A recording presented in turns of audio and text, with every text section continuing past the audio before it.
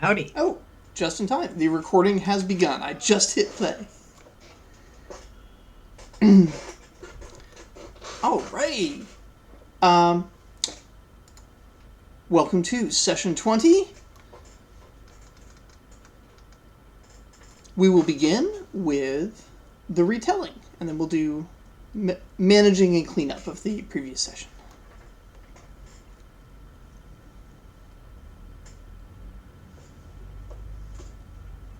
Who would like to go first to earn a character point for the character for what they did last session? So let's see here. Glup. They for the biggest thing for what they did it was last week is that we found out like a bunch of stuff about that there was the crime syndicate family that was protecting the family, the restaurants and stuff. But they were in a competition with another guild, that's another crime syndicate that seemed to be mysteriously wealthy for some reason we found out later when we investigated one of the places they hit. Due to the information we found at the Thieves Guild, which was that they were stealing more money than what they were like. The numbers didn't match up. It was a little bit weird. But when we went to the place, we found out that a secret note which showed us that there definitely was a major discrepancy. So it's like they were using the place at the break-ins as laundering of wherever they got this money from was. So Glup decided to take part of the thing and show the Thieves Guild exactly what was going on, excommunicating himself from one of the guilds, but now being invited by the Fox Den as a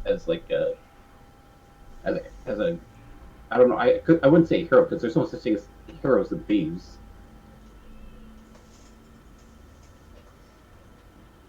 Alrighty, very good. If you're in a character point, who's next? I can jump in. Henri helped when we were investigating at the Thieves Guild. We were kind of investigating the finances of the Pinecone Brothers and the Blade Breakers. And then that led us to finding some addresses, I think, of houses where money was maybe filtering through those houses, or there was like odd finances going on there. And that's where we wanted to kind of break in and take a look at their money to see if like there was anything that looked off. Um, Henri kind of is not very stealthy, so had to rely a lot on Araxi and Glup helping him through that scenario. And he also is not very good at investigation, so could not find the safe that we were looking for, but was able to help crack the safe, just given his practice at crime over at the Thieves Guild. And yeah, and then from there, like we definitely did find that there was some shady stuff going on when it comes to the finances of, I guess, both of the crime organizations. Yes, there is. You had evidence that something was amiss with both organizations, but you're not sure what. Very good. Character point earned. Who's next?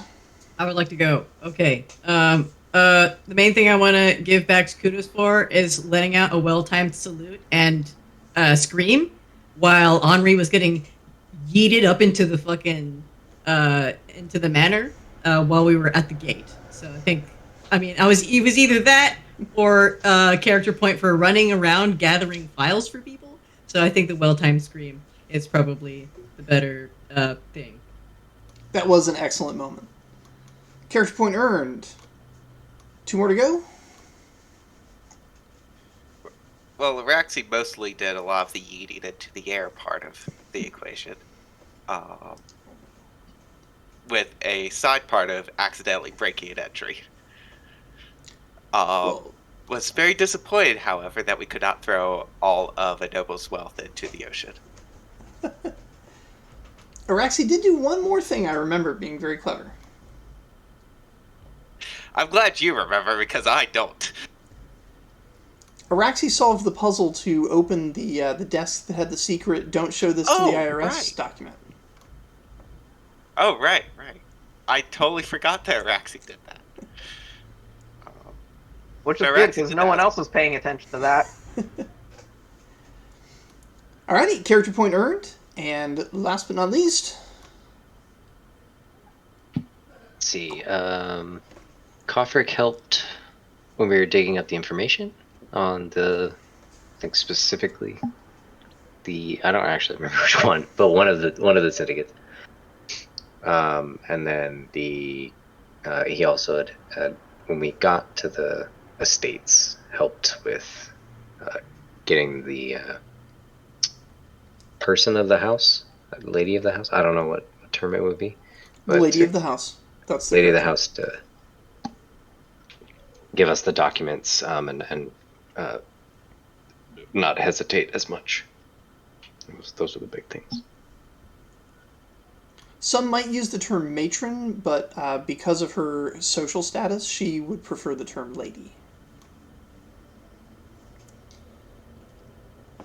Very good. So, in summary, there's definitely something fishy with both organizations, but you specifically have figured out that the Blade Breakers are doing money laundering through burglaries. They are misreporting the amount of money they earn so they can sneak in money from some other source and have it claimed as a legitimate burgle. And they're getting away with it primarily because the victims, in air quotes, are getting to misrepresent how much they were burgled on their tax returns so that they can keep money that otherwise they would have to pay in tax. You do not know if they directly interacted with the Blade Breakers. Like, you don't know if there's a reason that they chose these houses. Were they just rich? Or did the Blade Breakers know that these people wouldn't turn them in? Given the number of incidents that you guys uncovered over a period of years, the fact that no one's found it out before now indicates that maybe the people being robbed are actually are in on it, or being consulted or threatened or another way prevented from reporting, other than maybe their greed. They're being convinced or coerced, one or the other. One or the other. Not terribly hard to do because they're also very greedy, so they're getting money out of it too. But yeah, something's going on, and not all of it has been uncovered yet. Also, no investigation has yet been done into the actual Pinecombe Brothers syndicate. You just know that their books look too clean. They look cleaner than they ought to. Normal bookkeeping doesn't look that clean. There's always small discrepancies, you know. Oh yeah, Like a there's cent always here, 3 cents there. some typo that somebody had to scratch out and write in the right number or something. This is just, it looks scrubbed. It looks like somebody has gone to an effort to clean these books. And so that's what you guys have so far. You are not required to pursue this for the day. So there are other opportunities and investigations that can be done, but we'll make that choice in just a bit. For now, we want to go back over everything that the other characters did the previous day, make sure that they've earned their experience points if they were going to school. They can spend experience points on stuff at school. And if they were not going to school, make sure they get their money or whatever it is that they were doing. Were any of them working on the Little Oak Brine construction project? Whoppy was. Excellent.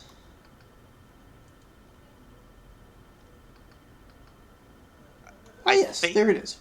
there's still one more option to roll, if I'm not mistaken. Yes, this is the last day because the carpenters will go beyond that. But this is the last day where you can make a roll for treasure. It's just a resources roll, right? Yes, and a labor plus vigor roll to see if you contribute anything to the. No treasure. No treasure. Oh well.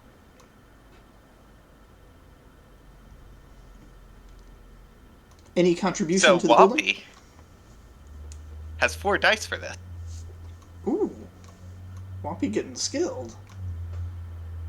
And an extra 2, so it progresses by 12 today.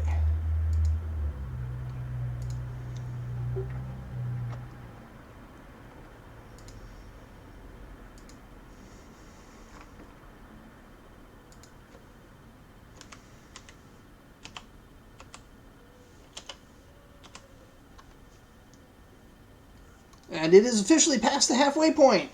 56 out of 100. Further contribution will not give you an opportunity to search the rubble for treasure, as all the rubble's been cleaned up, but it will hasten the completion, which will unlock a bunch of new training opportunities as the shops come online. Quick question. I know Wallopy's hammer is more of a war hammer than a actual hammer, but can I add the pips of that onto that roll? Because that's 2 more successes if I can. Yes. Yeah, All right. That's a workable hammer. In which case that would be the 4 pips from the hammer, which would make 2 more successes out of that. Which puts us to 58. Fantastic.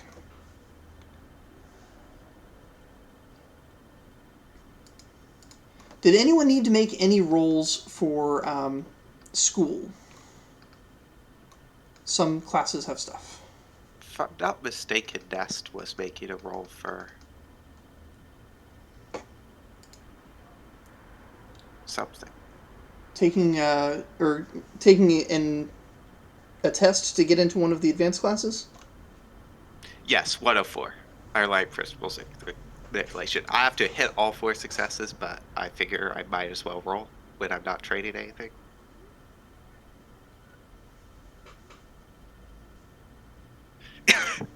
Oh dear.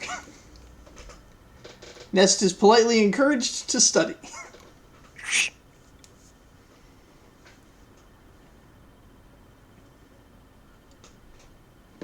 And was anyone training at the Crimson Academy? Looks like no. Yeah, it was. I think Crystal Czar was there. Oh, Crystal Czar is? Oh yeah, Crystal Czar is. All right. Which training is Crystal Czar doing?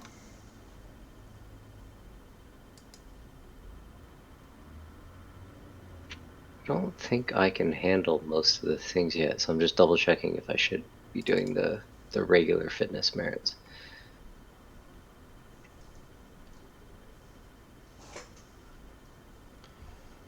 Okay, yeah, so just the fitness merits, I think. One of the advantages of taking the class is that even if you can't succeed in the role, you can at least train in what that class does. So, for example, while the fitness class doesn't have melee as a trainable skill, the sword class does.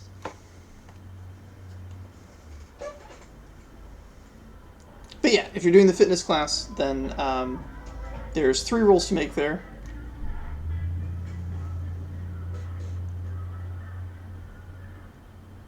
Ooh, Elros. That's a good set of rolls there. If I pass the test, can I also like spend experience in that class, or do I have to wait till next week? You have to wait till next week. You've gotten access, so now that class can be attended in the following day for the character. That was 104 you were testing to get into? Yeah, the improvisation.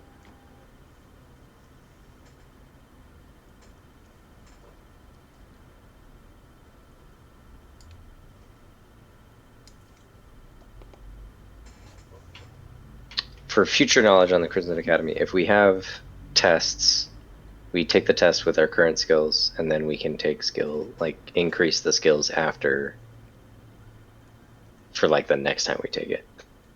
Yeah, is that how you would do it? The Crimson Academy, it's not a test to get in. You spend the merit to get in. You take the test at the end of the class to see if you earn further merits. It's a different system than the university. The university one, you test to get access to the class. The Crimson Academy, you do your training for the day. At the end of the day, they figure out if you learned enough to move up or not. I see. So you could increase your skills and then do rolls. Yes. Okay. I intentionally made the schools have completely different mechanics to give them different flavor. Just trying out different things.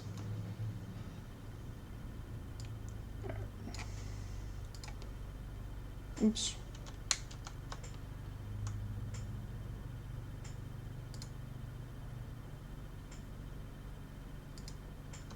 Nope.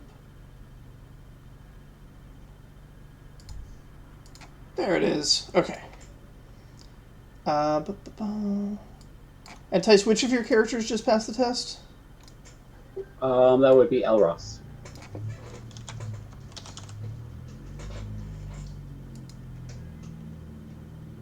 Alrighty.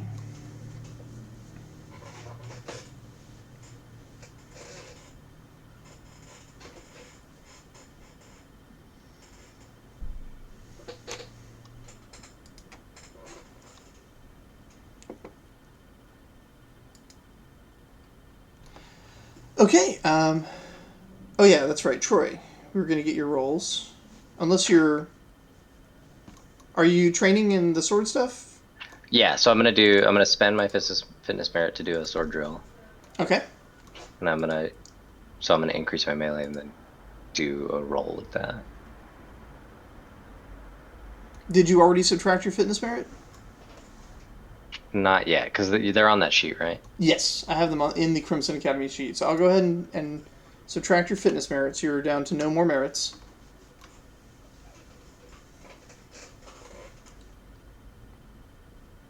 And then level up as much as you wish to, and go ahead and make your sword test. The sword test is made using a sword. So if you have a sword, you may use pips from that sword. Otherwise, you will use a training sword, which gives you no pips.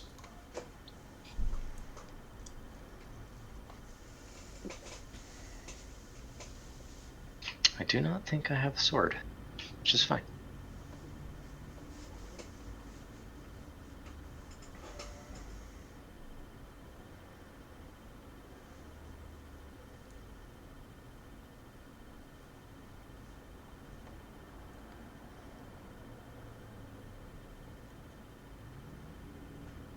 Wow, that's exceptional. All right. Oh, and Vivian, I looked it up. You actually only needed 3 successes. I know you didn't get any, but you don't have to have all 4 succeed. It was less impossible than it looked.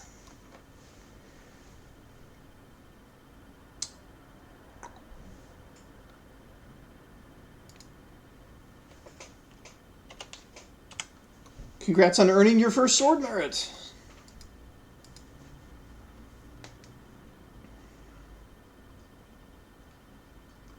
Okay, I'm understanding how this is going to work going downward now, looking at the rest of the thing.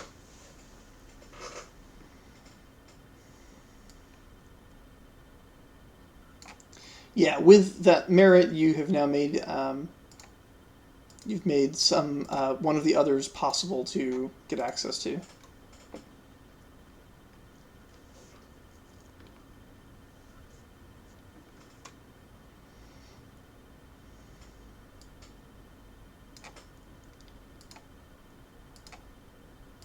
I intentionally grayed out ones that weren't possible yet, but now that as things are unlocking, I'm trying to highlight them so you can see sort of where things are headed.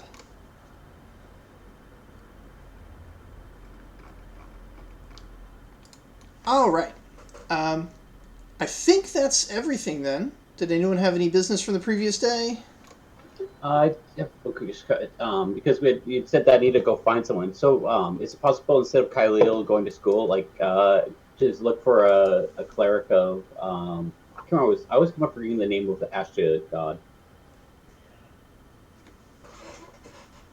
Khalil? Right? Yeah, if you're looking for a cleric of Kael, you can do that. Yeah.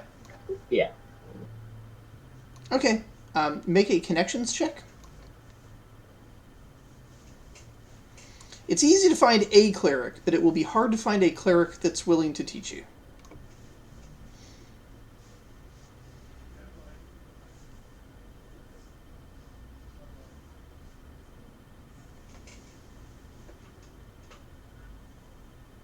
Not today. Not today. You find several clerics. Most of them tell you that to become a cleric of Kael, you need simply be a cleric of Kael. which is a choice that anyone can make. They may or may not have been lying to you. They're definitely full of shit. That's like their whole deal. I do have a couple things for Zara and Francis. Okay. So Zara wanted to take, let me look up the name of it, 103 combat spell safety training. Basically, what I'm trying to do is have Zara learn magic missile. Okay. So I Obviously, think she needs the to teachers don't want to teach that without you going through the basic safety training course, so yeah. Okay, cool. As far as the basic safety training course goes, I had her do that last time, I think. She successfully cast shield? Was that the one? Yeah, so I haven't done that yet. That's what I was wondering. So basically, last session, Zara was at the SAU taking 103. So I just don't know the order of events if I can now cast shield or if that's next session. Well, no. So this is what she's doing. She's trying to get into it, and in order to get in, she has to pass a test where she demonstrates the ability to cast shield.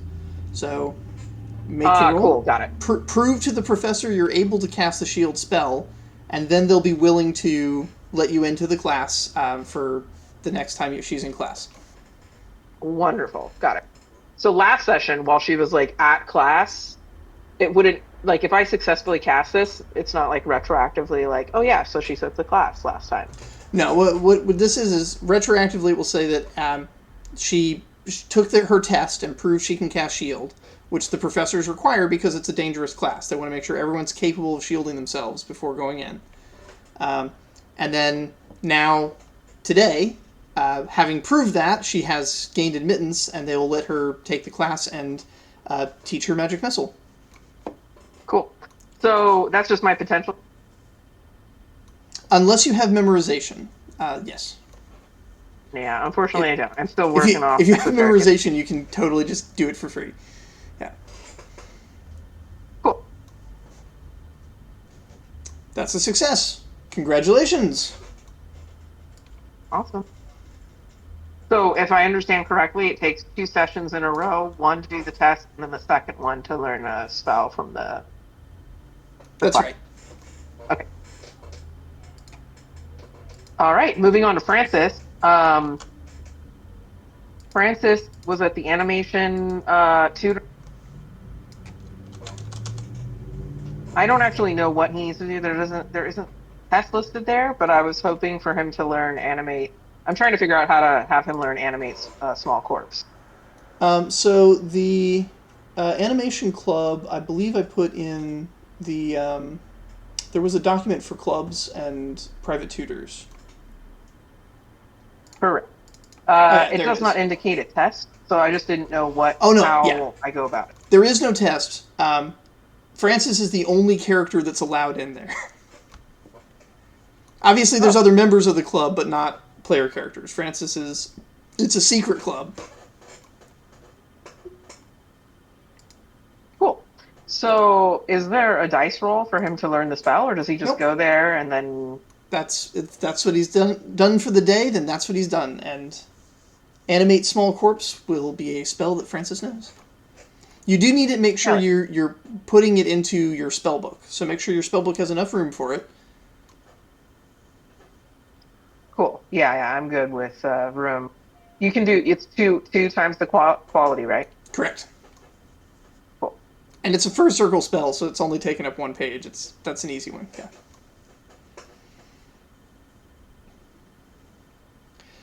You may also want to look at the talent for animation, just as a future planning thing. On the Talus wiki, it has some of the details. It's a crafting profession. Sweet. I will check that out. And that was it for my character. Just wanted to get that up. Okay, no, good. Glad we're taking care of this. Anything else from anyone?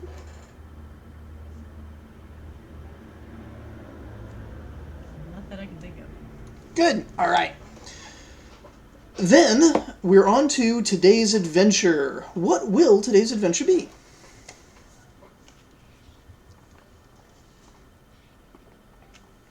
For those not looking at the document, the options are continue investigating the criminal syndicates, investigate the mysterious dreams about Mangra's future that some of the characters may have forgotten about, so that one may end up falling off the list.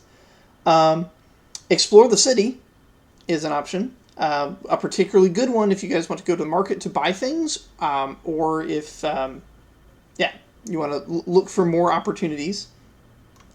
Explore the Undercity may be dangerous, as there were dangerous things down there, but there may also be a little bit of a Crimson Guard presence down there at the site of your guys' fight with the trolls. So that's an option. Also is an option, you guys have heard that there are druids in the Northern Forest, and while you can't really go far enough into the forest to and get back again to see anything significant, there is still a section of the forest just north of the city gates that would be explorable.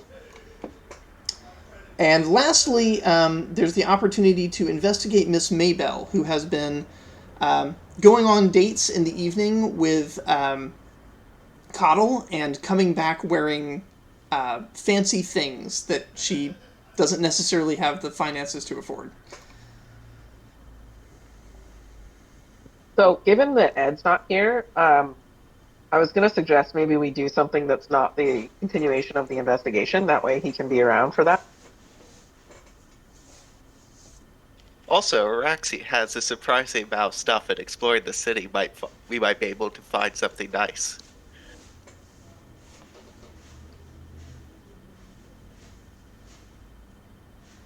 Yeah, I'm down for exploring.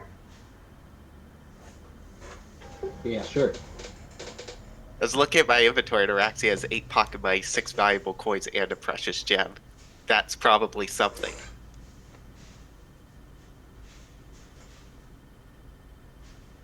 Oh yeah, we should bring our richest people. I'm a broke bitch.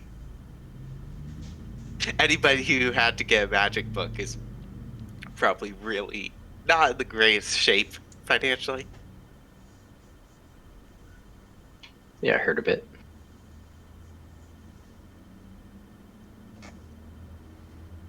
How much does a sword cost?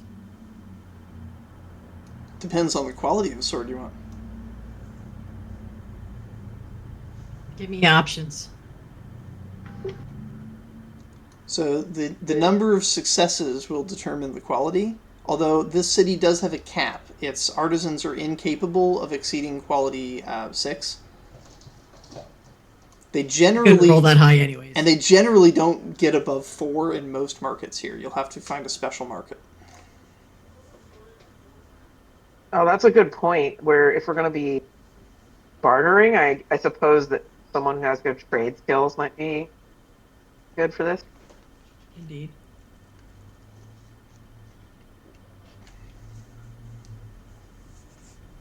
Did someone say trade skill?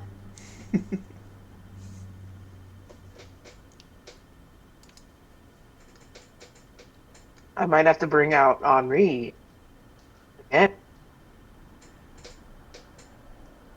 Yeah, Gluff is currently my richest character. He also has 3 in trade.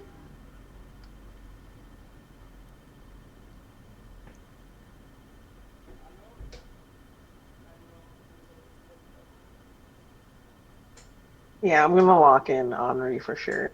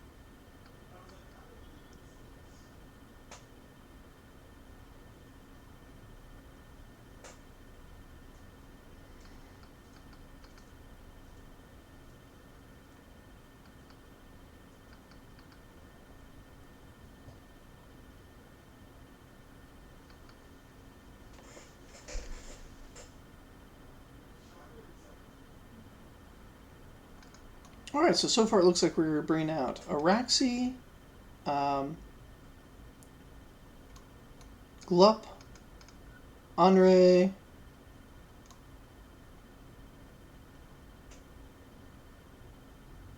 let's see, Jackie, which one are you bringing? Don't know yet. Most of my characters are either broke or have nothing to buy in particular.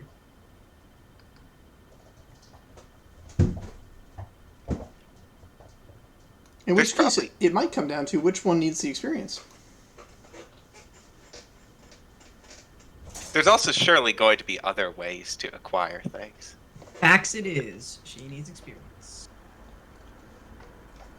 Must. Actually, Leica really needs experience for learning magics. So Leica.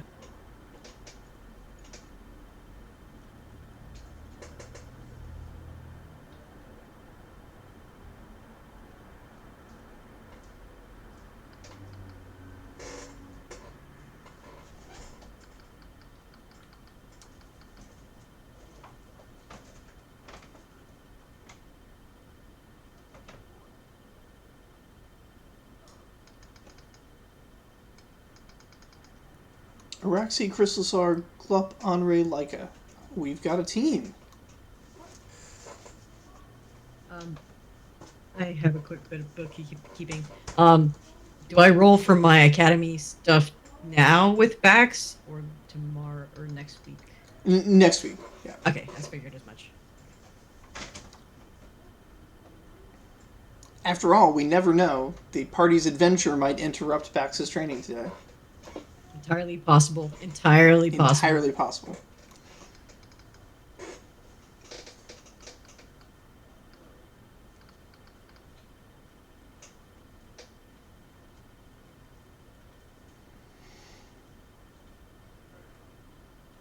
Alrighty then.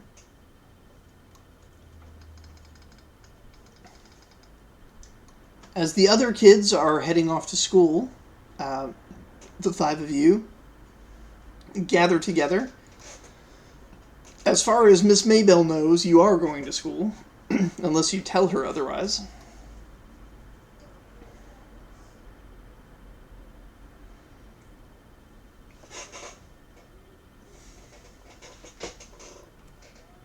Henri is definitely going to stay quiet on that.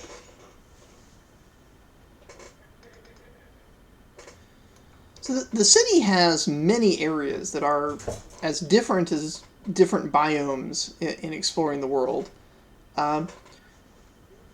There are, of course, markets, multiple, plural, and the markets vary depending on what district they're in. For example, when you guys were buying books, that was a market that was in the education area of the city, but there's areas around almost every major guild that are distinctly different in their offerings. The city thrives on commerce, so while you might think that there would be sort of a central, all-encompassing market, every market wants to be that central, all-encompassing market, but they do end up specializing a bit. The closest thing to an all-inclusive market might be the one near the docks, since it's handling goods that are coming from overseas, out of... yeah. But also the North Gate has a pretty significant market as well. About the only area that doesn't have what you'd normally think of as a traditional market is the area around the Rights and Properties Guild and the courthouse. That region, it's not exactly the kind of market where you buy and sell physical goods. But if you wanted to, say, purchase partial ownership in someone's financial endeavor, that would be the place to go.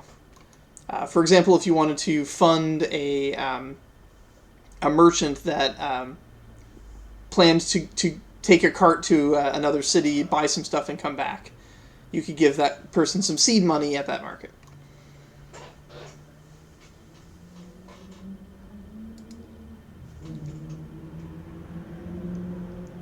I would be surprised if any of us children had enough to actually engage in.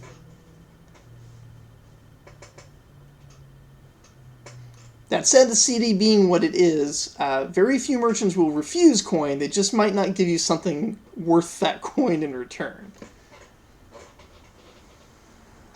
Indeed. Do we want to check out the North Gate first? Maybe go from, because north is it. Where does the port, like, which side of the city is the port on? South. So if we start at the North Gate and then we travel through to go to the thing, then we'll see a lot more.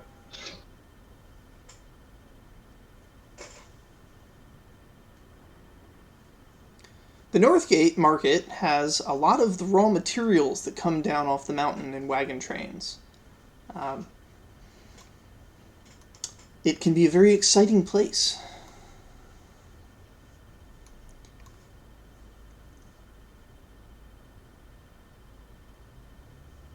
Before we leave, I'd like Araxi to take some of the moss that we have. Not all of it, just some of it, you know.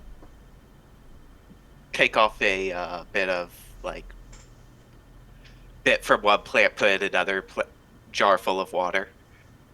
Okay. Because that's probably not something that they get a lot here. And it might be worth something. That's a good point. Yeah, I don't care where we start.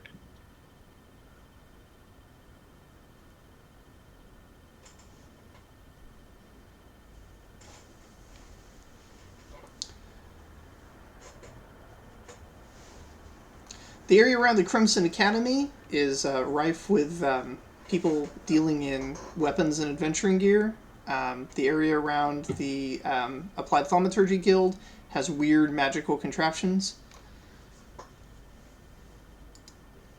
And there is a defunct railroad at the Western Gate.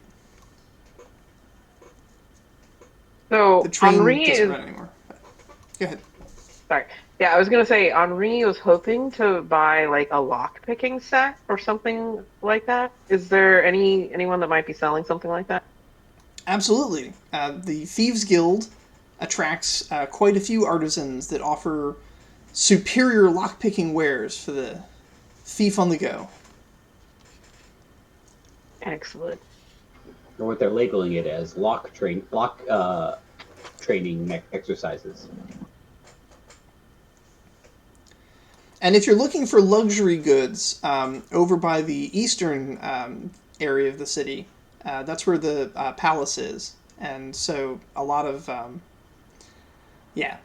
unnecessarily luxurious items end up over there in attempts to sell them to the high up grand muckety mucks that try to rub shoulders with the bandit king himself.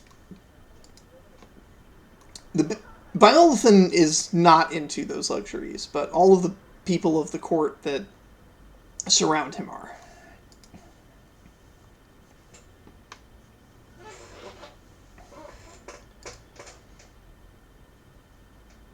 So is it to the Thieves Guild region of the city, which is roughly center? Henri would like to go there. Maybe we can split up too if people wanted to go somewhere else. Well, we'll probably hit that section if we do like a sort of a route. A tour of the markets? Yeah. I bet you bet, like, Araxi doesn't know what a city's like. Because yeah, if it's in the center, then we're going to be crossing past through that market anyway. If we go from the North Gate to the docks. Yep. Yeah, I mean you can cross the city directly and you'll visit a few markets, or you can go around the city in a circle and you'll visit a few markets as well. Well, we know Henri wants a lockpicking set. Does anybody else have anything in particular that they want?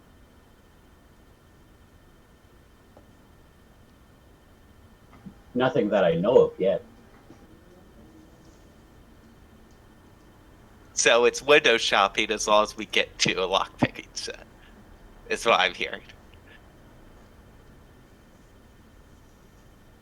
Well, let's go window shopping. Alrighty. The orphanage is near the center of the city, but just a little bit in the southeast. What direction would you like to go as you explore?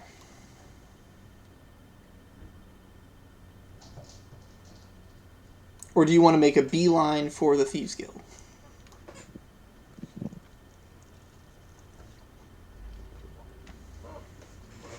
How hard is Henri pulling us towards the Thieves Guild? I'll say Henri is like kind of looking at this as kind of like a day of ditching school and just meandering on the way there, like looking at, window shopping, kind of wandering into certain places if they look interesting. Well, the only place Araxi knows about the shops is the docks, so Araxi will suggest that we go to the docks. They've got all sorts of things at the docks. And that is a fact. All sorts of things.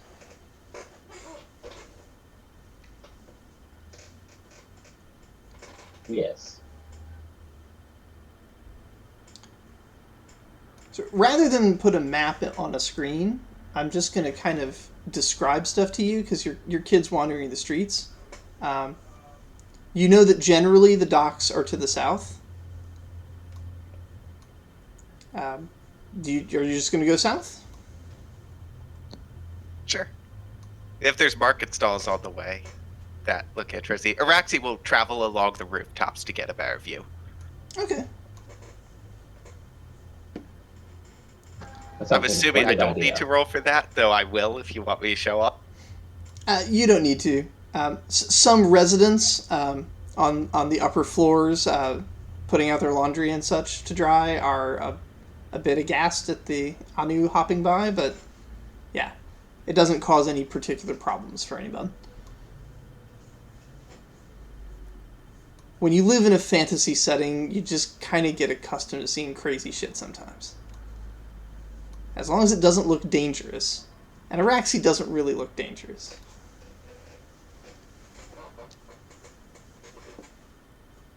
Frog child at play. Yeah, as well as Glup. Glup might start looking dangerous depending on how Glup continues their thieving career, but we'll see. At least you're not bristling with daggers yet. Keyword yet.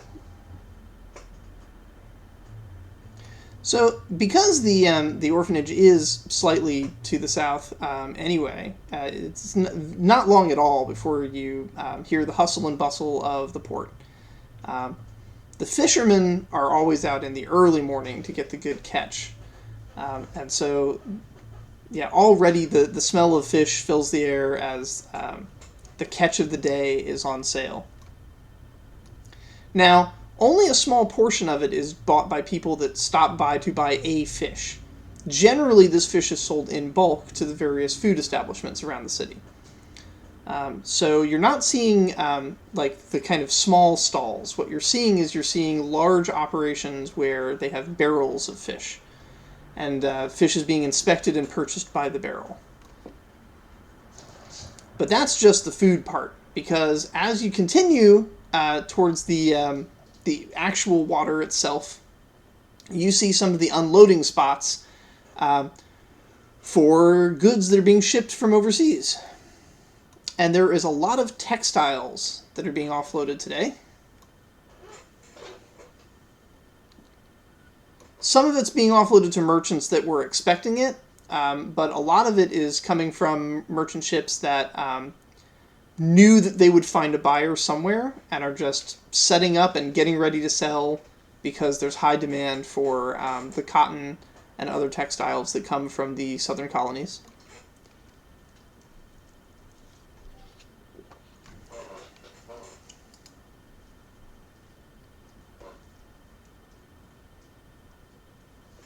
We have any amateur tailors in the group? Gluck was gonna go to a vantage point and try to see if he can see anything that might be off, like his criminal senses might be tingling, that might be able to catch a good deal, or like someone's shifting, uh, he's looking for potential hidden criminal activity along the port if they're looking around.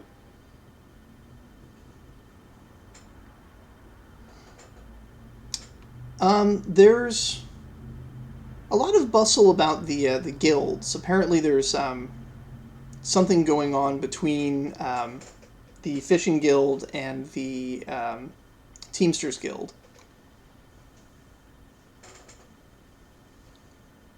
But that's about it. You don't see anything specifically suspicious, just a lot of tension and talk.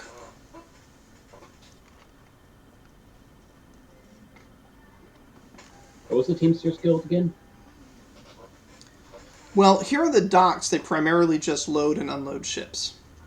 The fishing guild is supposed to just do the sailing, but the Teamsters. So they come from wagon teams. They're the people that will load up stuff into wagons and drive those wagons to another city. Like a caravan. Caravans, yep. I believe Riker was a mercenary. By bodyguarding those caravans specifically. Yep. Long, long ago. And so disagreements over who should and shouldn't be unloading ships between the fishing guild, who own the ships, and the Teamsters Guild, whose guild is all about loading and unloading containers. Yeah. The argument is a ship a cart or not? It's not pulled by an animal, but... It's not a fucking cart. It's not a fucking cart. It has no wheels. It's not pulled by an animal. The Teamsters Guild takes a different view, for obvious political reasons, because they want the money that comes from doing the work of unloading ships. Do they think horses are chairs, too? It's got a back and four legs. Come on now. Is the wind not a wild animal? You have a goblin friend that does think horses are chairs. Just saying.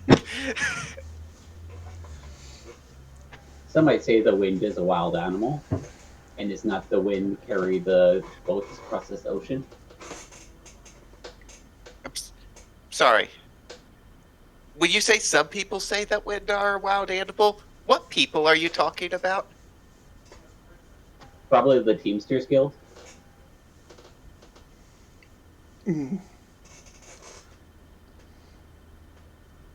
Now, Araxi, having spent a lot of time with the fishing guild, just in general with like training and stuff, you probably have absorbed some of their bias against the Teamsters. Yeah.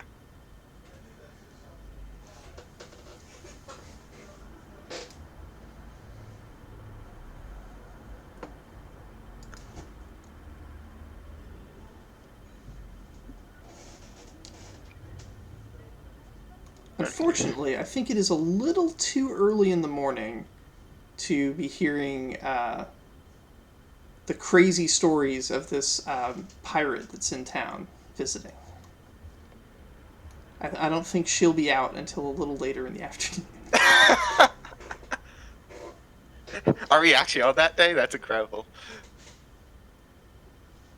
I think we are. I need to double check my notes. I intentionally left myself a buffer where I can shift the days a little bit if I need to.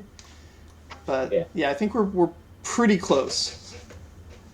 Yeah, I totally didn't suggest going to the North Gate and arriving at the docks and at the later time of day to. Because she would have been out there probably like 11 noonish on that day. If we're using a 24-hour clock as an example, would probably be around when she would have arrived.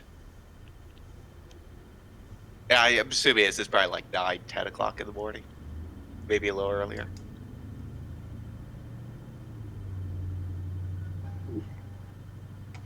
Yeah, I mean, this is like the kids were heading off to school, so that's like an 8 a.m. kind of thing. Yeah.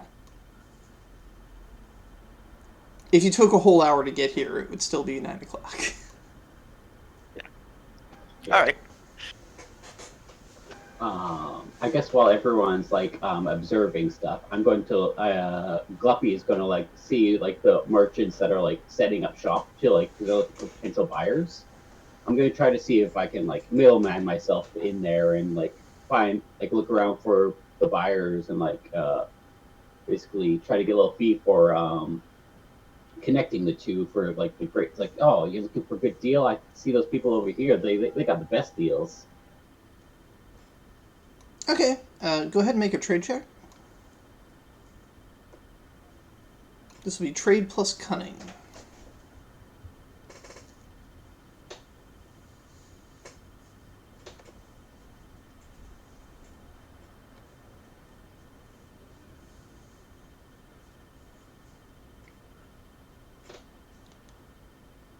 All right, you find a merchant that has noticed what you're doing, is familiar with the concept of what are called a tout, and would like to hire you as a tout, and will give you a pocket money for the day if you'll stick around and direct potential merchants to his stall to buy textiles.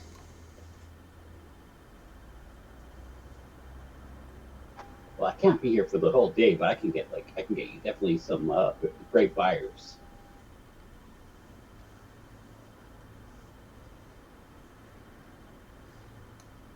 He thinks about it and says, all right, get me 3 buyers, and I'll give you, and he offers you pocket money, basically. 1 pocket money if you can get him 3 buyers.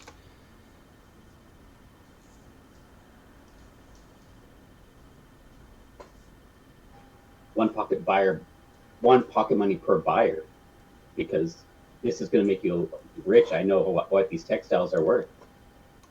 He shakes his head and is like, nah, no tout's worth that.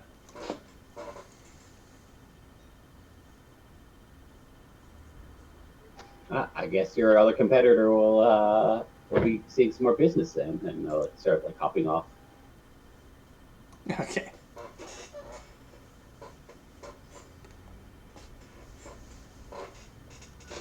You have to remember that he is a child and he has other shit to do than do a job like a fucking loser.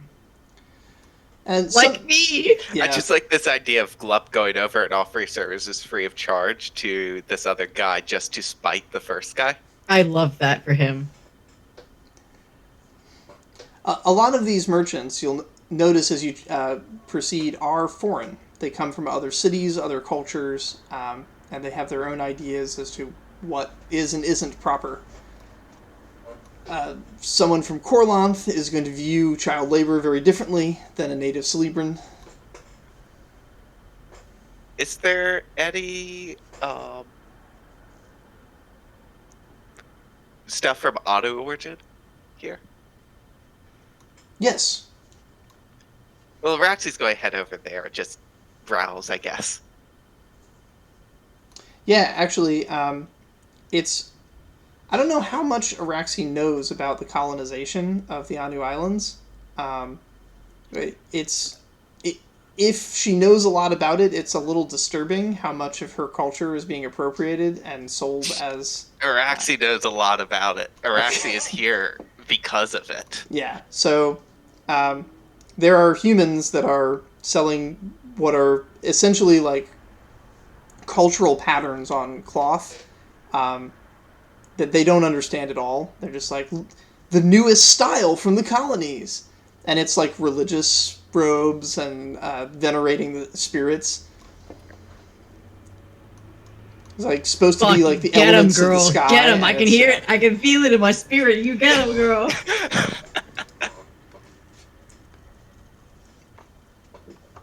Araxi is going to like... Araxi has seen some of this, but hasn't like fully explored the market yet, because usually Araxi gets off the boat and goes out to sea for the whole day. So this is the first time Araxi's actually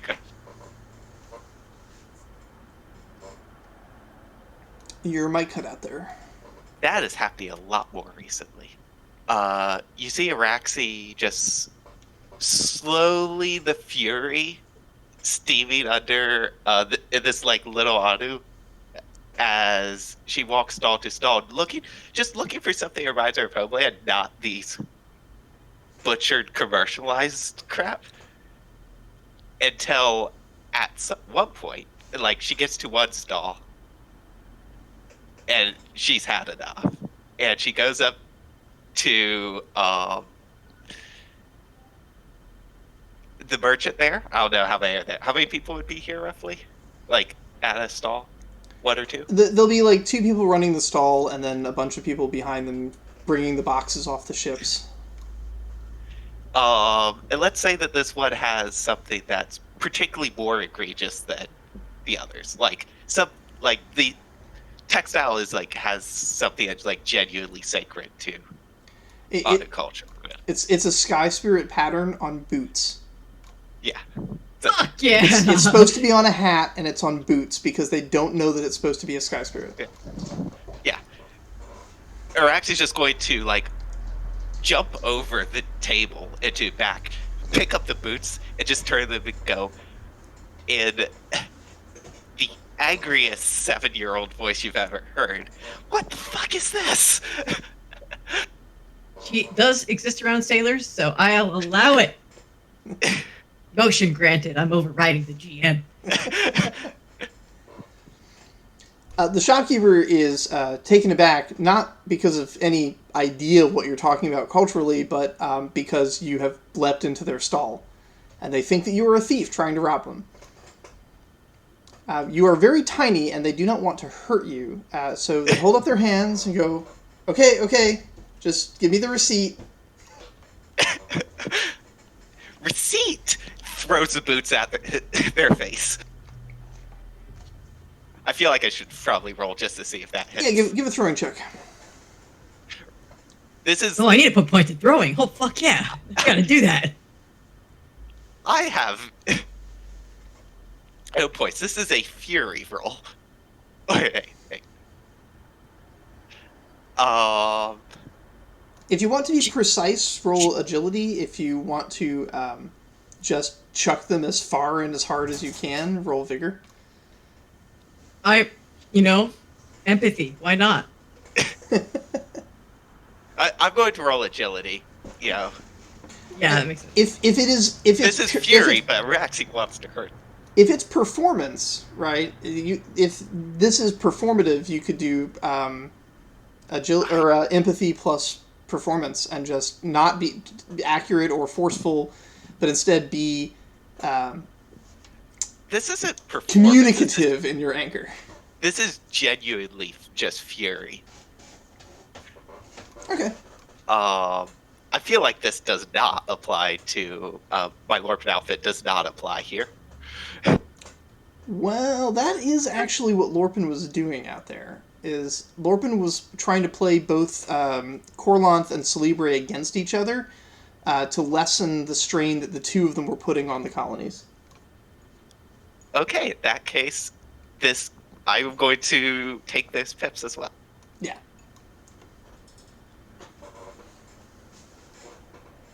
That's why Lorpin was paying off those pirates to not turn him into the Celebran authorities, because he spent as much time attacking Celebran ships as he did Corlanthi ships. Right, 2-6. Okay, and what is it you're trying to do? Angrily, yes, basically that, except contact. Yeah, contact. Let's go. This shit's iconic. I was thinking more of the boot to the head from the... Alright, you have somewhat intimidated the shopkeep. They're confused. They don't understand what's got you so angry, but they're now looking for your parents. Like, whose kid is this? Get the hell out of my stall. My parents are dead! You know what I mean? Like, emotional damage, let's fucking go. I I never actually decided if Araxi's parents are actually dead or if she was taken from them. I That's think relevant. Yeah. Not relevant. You're just trying to fuck with this guy. Like, Kids lying? What? you are technically in an orphanage, so your story has some plausibility to it She, from their okay, perspective. so, Their perspective. It can still be a secret. yeah. Araxi's going to like start pulling down textiles and just throw them on the floor. Okay. And when they ask, go, because of they're not here because of people like you, and throw all the textiles like just at them. This one's not targeted. The shopkeep is going to attempt to grapple Araxi. All right. How do I resist this, or is this just a roll? You are allowed to not resist it if you want to, but if you wish to resist it, then you'll be rolling against them. It'll be contested roll.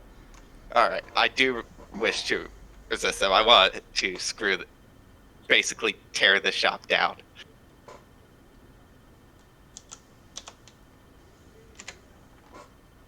All right, you're going up against 3 successes in an attempt to grapple you. All right, good. Chili acrobatics. That's not that great of a roll for 6 dice. It's Oh, yeah. an average roll actually.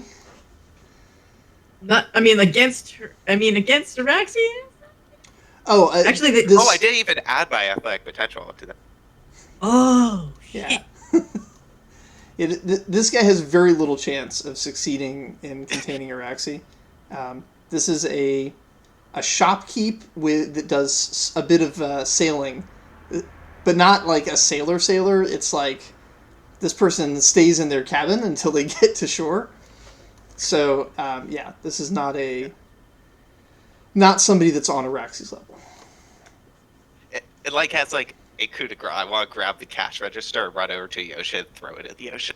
No, we're going shopping! Girl, BK do crimes. BK do crimes, steal the money. And then just give it to Glup, because he's in the Thieves Guild. It'll all work out. We're just so, paying taxes!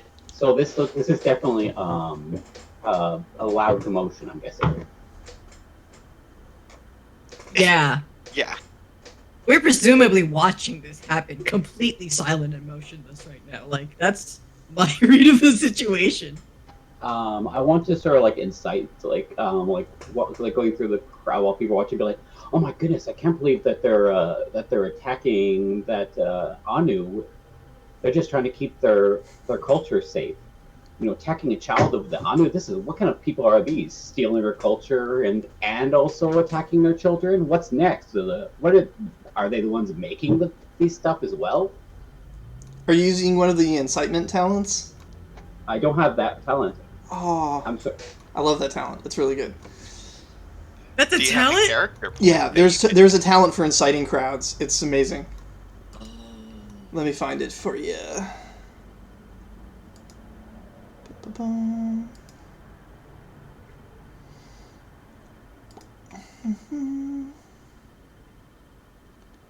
Sorry, I think my internet cut when I say this. If you have a character point, I think you could trade it here. Yeah. You can spend a character point to use a talent you don't have, and if you do it 3 times, then you get the talent. How do you know what talent it is? Or if it's not a talent. I was looking at it for Wallpy a while ago. Was it under performance or persuasion? I think it's under persuasion. I'm looking for it right now. Social agitator, under persuasion. Yeah. It's persuasion 4 is its prerequisite. You don't need to satisfy the prerequisite if you're spending a character point. But you will need to satisfy the prerequisite to actually use it once you gain it as a skill. Or as a talent. You're skilled at oratory and motivational speaking allows you to manipulate public opinion. You may spend 1 persuasion and narrate your oration to inspire an audience into any reasonable action. Okay, I'm doing it. Leica is already the Harving-esque, so social skill character, and I have a persuasion of 2, and I have a character point floating around. It's time to buy some motherfucking talents. I also have a talent called Gifted Leader, so I don't know how that plays into this. It's a leadership skill, though.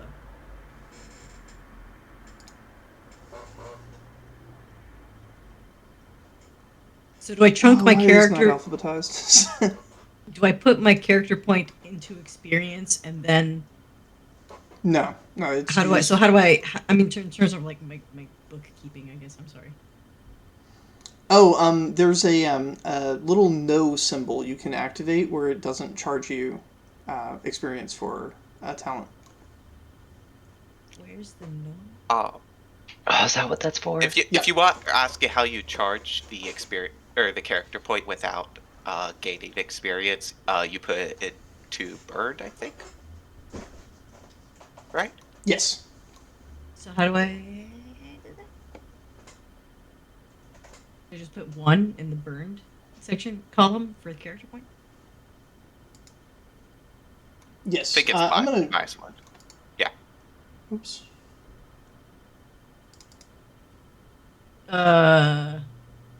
No. Wait, no. Wait. What are you trying to do? There we go. Okay, that worked. Spending a character point to use Insight. The talent is called Social Agitator.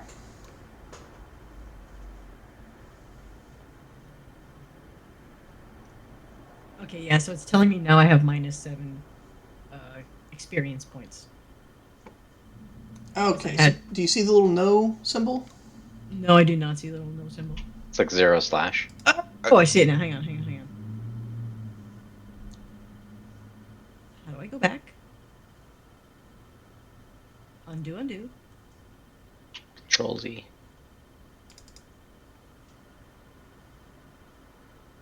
So do I just click the little square next to where it says power now? Mm-hmm.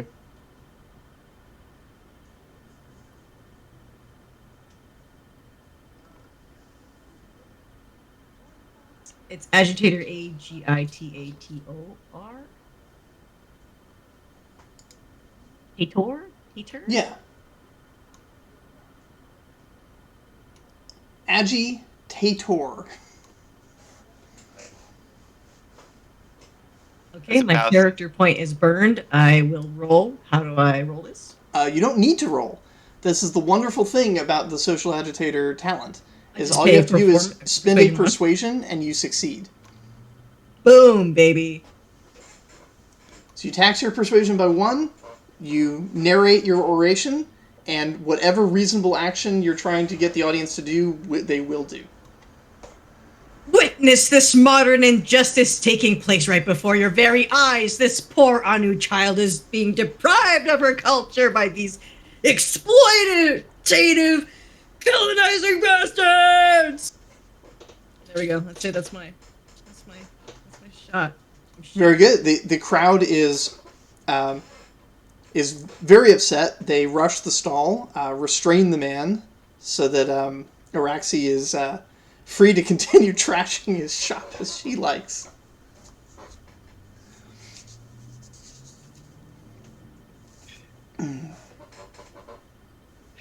Yeah, Araxi's just going to trash it, and like each time that Araxi picks up something that is offensive in a new way, holds it up and explains, this means, this symbol is supposed to go on a hat is the emblem of the sky. It is not supposed to go on. Does the sky go on the ground? Huh? Yeah. It's not supposed to go on fucking boots that go on the ground. Throws it in the ocean. Lup, can you get on that cash register, buddy? Can you handle that? I think so. I mean, it's underwater now, so it Because shouldn't we're be gonna too go much trouble shopping. for you. Oh, Glup can definitely get it then, for sure. Yeah, Oh, we're going I'll shopping go. for sure. I'm gonna dive into the ocean and go swim for the cash register and slip the money into my pocket. Okay, now, you are a member of the Thieves Guild. So, having stolen some money, you are supposed to leave a receipt. This is so that the next thief who comes to steal can see that this person has already had their quota stolen for the day, and they won't be stolen from again. Wait, where does the money go that we take? Money is supposed to be a taxation for the city, although the Yeah, but- thieves do get to keep a cut of it. Okay, what's the cut? The question is, will Glup be... Is Glup reporting this Is taxation this, or not? yeah, is Glup doing this by the book? Or is- Raxi could technically go get it, and she's not part of the Thieves Guild, and then we can split that shit more fairly as a non-city action, you know? I mean, what are they going to? What is this poor shopkeep going to do? Go dive under the water for their money? They might. They might. I'll go to the surface. I will write a receipt. I'll fold it up, and then I'll dive back down and put it into the cash register that's in there. It might get disintegrated because it's underwater, but I left a receipt technically. I want Araxi to also, if you allow it, start going to the other stalls that have bastardized Anu stuff. Just start mean mugging him. I'm pretty sure the And- guards are going to be called at some point. The crowd's on our side right now. The crowd is on no your side guards. right now, and also the other stalls, they can tell which way the wind is blowing and are packing up their shit. Yeah. Is this kind of like starting a riot? Like, are people just like stealing shit now? Like, No, but they genuinely had no idea that any of this was culturally anything. And so a lot of them are getting a nice education in Anu culture. I imagine This like somewhere there's something that's actually like taken the time to learn. And Yeah, you've awoken some minds. Not just that, but this is definitely going to be some shit people talk about at the tavern tonight. At several taverns tonight, they're going to be like, "Did you see that kid whoop ass on that guy?" Tiny little frog. They couldn't even lay a hand on him. You know, like it's going to be a cool story. yeah. So that's basically what Araxi's going to do, is basically educate the crowd, rile them up, kick those merchants out, make them go someplace else. Let's see. Is there where I can get a couple of glass vials? So there are glass makers that make spy glasses that are used on boats quite a bit. This is a good area for getting glass work done. Okay, I just need 2 small glass vials because I can secrete Anu poison.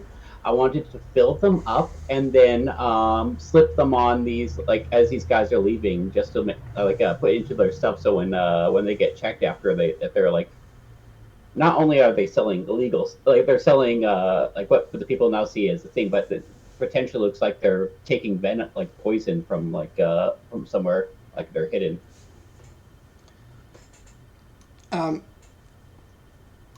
This is a good thought. It will probably take you too long to get the glass vials. They're not likely to still be around when you get back. Okay, then never mind. I'll do it next time. I'll make sure to have vials of my own poison on me. But if you'd like to spend this outing picking up some vials, that's totally a thing, and this is a good market for it. Yeah. Also, what was in the cash drawer anyway? There were 10 value coins worth of money. So, however you guys want to split that up. Wait, is that our? Okay, I have questions about bookkeeping. How much of that is he supposed to give to the Thieves Guild, and then how much of that is meant to be his cut? So, Like, what if percentage? Glup is to do this by the book, then half of that will need to go to the Thieves Guild, and you guys keep the other half. I have a question. Technically, is it stealing if you find $20 on the ground? Gluck went after the money after it was already out of the shop and in the ocean. Technically, it was Araxi that stole it. I don't know how the Thieves Guild looks upon that, but They're definitely watching. I'm just gonna say that right now. For sure, they're watching. One of the reasons that the Thieves Guild doesn't have to have rules like that is that no one in the city of Celebre would ever leave $20 lying on the ground. Okay, I'll bag up 5 pocket coins, and I'll give each one of us a coin. Is it a valuable coin or pocket money? Valuable coin. Fuck yeah, let's go.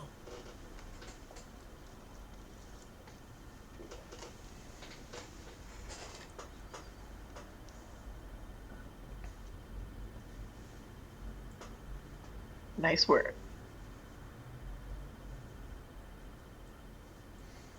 I actually would join Glup if you are planning on picking up vials. Henri is interested in that as well. Sure. Do you need the vials to be of any particular quality for alchemical work? Or do you not care? Is this just an item in your inventory? Something that like is like I can I guess not that doesn't just easily shatter. Well, of course the toxin isn't dangerous to me, but if I hand it over to one of my teammates, I don't want to like break from a little bit of rough work. Okay. I want to have some durability. Yeah, if you're looking for ones that have a quality stopper where it's not going to leak and they're reasonably durable, you'll need to spend a coin. If you don't care about the quality and you just want a vial for the sake of having a vial for schemes and such, then pocket money will do. Is it one per vial? Or? Yeah, the vials don't have a quality; they're just a thing. But if you get a secure vial, basically a vial that's a leak-proof vial, then you're going to need to spend a coin for that. Okay, I'll pick up 2 leak-proof vials. Are they reusable? The secure ones are, yeah. Henri will also pick up. Yeah, they're meant for alchemy. They're designed for the kinds of things that an alchemist might end up engaging in. For example, their stoppers are glass that secures into a watertight seal with the other glass, like perfect matches, and has a pressure system on top of it holding it down with a spring. Whereas the cheap vials, it's a piece of cork. That's it. The cork might react with whatever acid you have in it and melt away. You don't know. Yeah. So you're getting 2, right? Yeah. Is it possible for me to put my poison into my 2 vials and then swap vials with them? I don't know how long the poison lasts for. Is that gift of the sneaker rubber? You're giving the 2 to Kristen's character? Yeah, I'm going to fill up my 2 vials with my poison, and then I'm going to take her 2 fresh vials, and she can have the 2 vials full of the toxic venom. I have to double check what it does. Why? Yeah, I was planning on filling my vials with something else. Okay, well then I'll just hand you one of mine then, and then you can keep your 2. Interesting. Why? Been gifted a vial of poison by Glup for some reason. Henri looked at Glup and was like, what's up with this? What is this for? It's for just in case, you never know when you need this. Cool. What's it used for? Let me quickly check.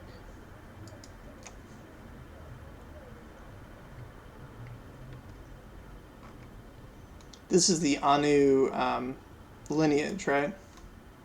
Yeah. Oh, I may pay 5 times stamina to excrete a potent neurotoxin through the skin. So it will like burn someone's skin like acid? In contact with the bare skin is immediately paralyzed until they overcome a quality 8 poison. So I'd have to spend 10 stamina to do that twice. Alright, go ahead and tax your stamina. Quality 8, that's really potent stuff. I can only do it once. I'll give you the vial. Yeah. Sounds Once like in your lifetime? Sounds like it wouldn't work once you've transferred it, because like you can apply the toxin to a small weapon. It's and at it'll the do Q4, and it'll only last a few minutes. Yeah, if you So apply I think it, direct contact with your skin, it's the Q8. All right, so once it's in the vial, we'll say it's a Q4, but you guys get paid extra for the good vial, so it won't degrade until it's exposed to the air again.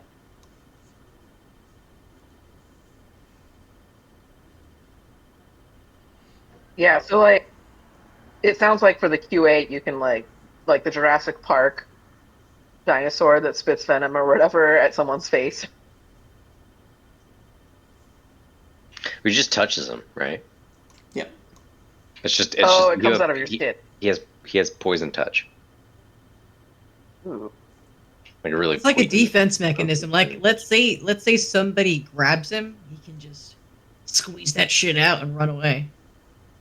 Yeah, he should have got grappled in that whole thing. Oh, that would have Yep. fucked him up. Yeah. Well, Raxi does not have that. That's cool. so yeah, you have a quality 4 poison until you use it. Hell yeah. So this can be used basically like it sounds like rubbing it on a blade or something like that. Yeah, and whoever you stab with that blade, if they don't use avoid to be missed entirely, then any amount of tax you apply will also require them to test against Q4 or be paralyzed. Nice. Yeah, so Henri basically was hoping to use the other vials to fill with something like chloroform that I could use if I wanted to like incapacitate someone. Okay. You don't have any chloroform yet, but there are Yeah. numerous ways to acquire similar potions and things. Yeah, even like our goblin friend could probably make you something like that. He certainly has the ability. But yeah, this is just in case. Nice. Cool. Thank you. Getting geared up. Well, that was the docks. Where do you guys want to go next?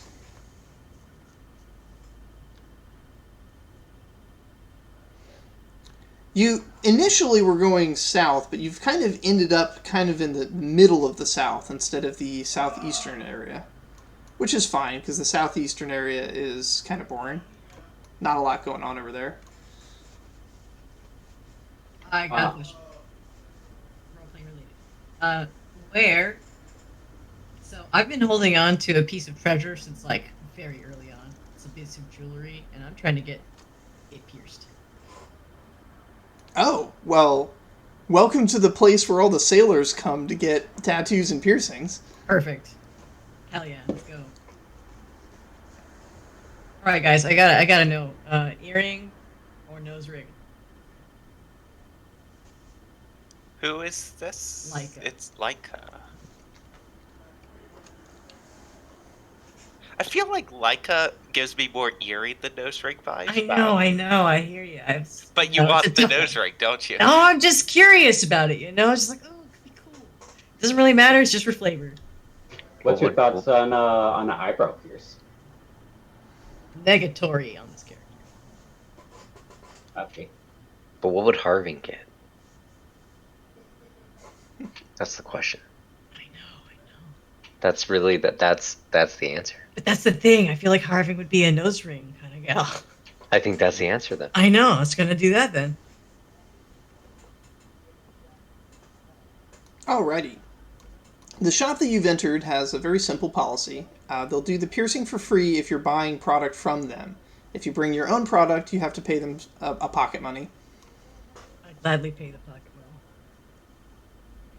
They do have some nice items on display, though. Yes, but this is a treasure.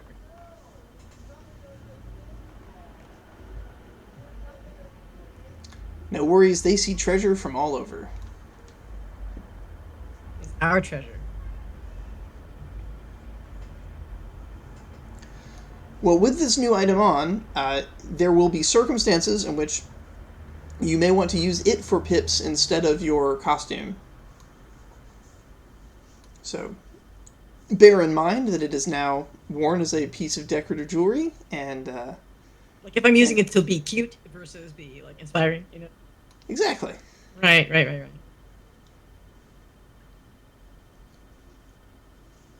Thank you, everyone, for joining me on that. Are there any Faith and Nog people in this establishment? That's a good question. Because I'm also trying to get into that. I might as well give that a shot while I'm here. It's hard for you to tell whether they're actually from Faith and Ak or if they've just kind of picked up on the culture. But there's definitely people here that are into the hero culture. You hear tales of like quests to go find sea monsters to wrestle on the ocean floor and stuff like that. Micah's eyes light up hearing all these stories. Of course, anywhere you go, sailors will boast of great deeds, but what makes the Faithanok special is that the bards can help them manifest genuine powers. You are not seeing anybody here, at least actively manifesting any kind of superpower. I will ask them if they heard that story from a bard. At the moment, this person telling the story is claiming that they personally did it. Okay, for sure. That's a great story. Have you thought about telling it to a bard? So that's an excellent idea. I should have a bard that follows me and observes all my great deeds. But the dangers are so dangerous. They might not survive. Oh, for sure, this guy's a little... He's a liar. Liar, liar, pants on fire. For sure. I mean, he was telling a story about wrestling a sea monster at the bottom of the ocean. Not on the surface, not in a boat. No, but we live in magic world. Like, that's true. You know. Which means it's not impossible. So, is he a liar?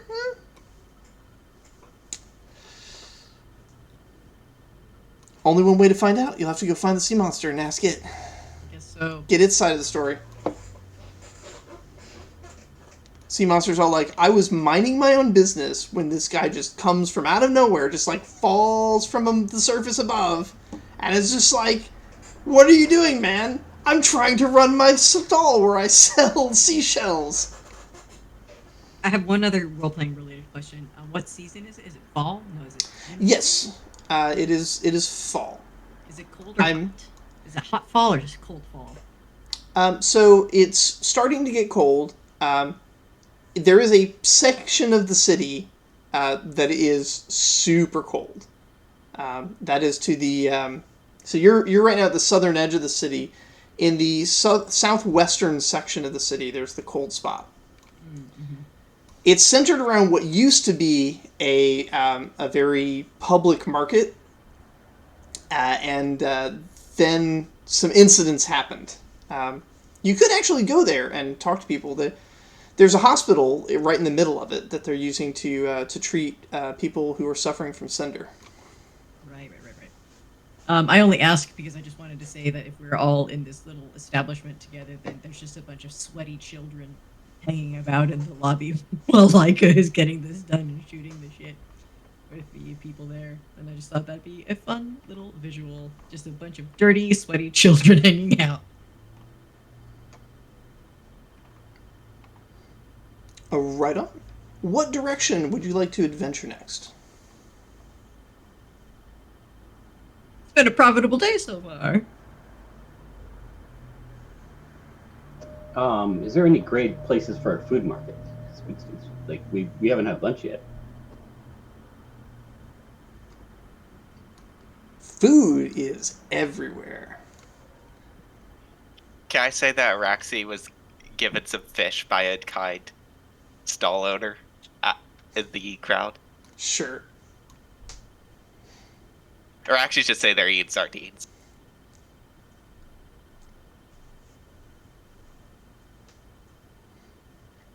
There is a family restaurant you know of that would be to the northwest.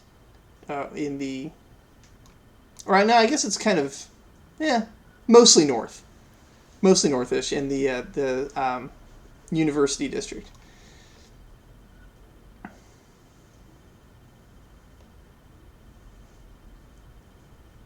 some, but not all of these characters were briefly looking up information about them in the previous session. But also, yeah, there's restaurants and food places on every block. Some better than others. If you want to get the fancy stuff, you go over near where the palace is. So that would take you back up past the orphanage into the sort of central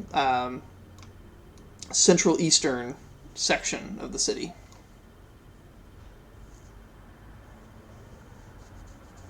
If you go due north from where you guys are at right now, you'll get to the giant hole in the ground as well. And that has a bunch of touristy places around it too, which are going to be much less expensive, but also still fairly nice, family-friendly kind of stuff. Is there a little sign that says "Welcome to the Hole"? Yeah, Or something like that. And there's restaurants on opposite sides of the hole that have little viewing platforms where you can pay to look through a telescope at the people at the other side who are paying to look through a telescope at you. Hell yeah.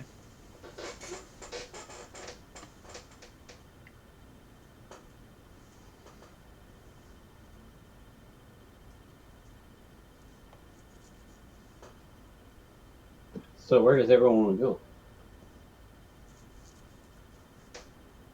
I think what Araxi would want, and this has just come to me, is to start building basically a home gym in the orphanage for her and Ooh. Max. Yeah. And anybody else who wants to use it. Araxi is big on the community, but I know Max would make use of it as well. Max is gonna get so buff. You don't even know. So where would we go for that, I guess is the... Great question.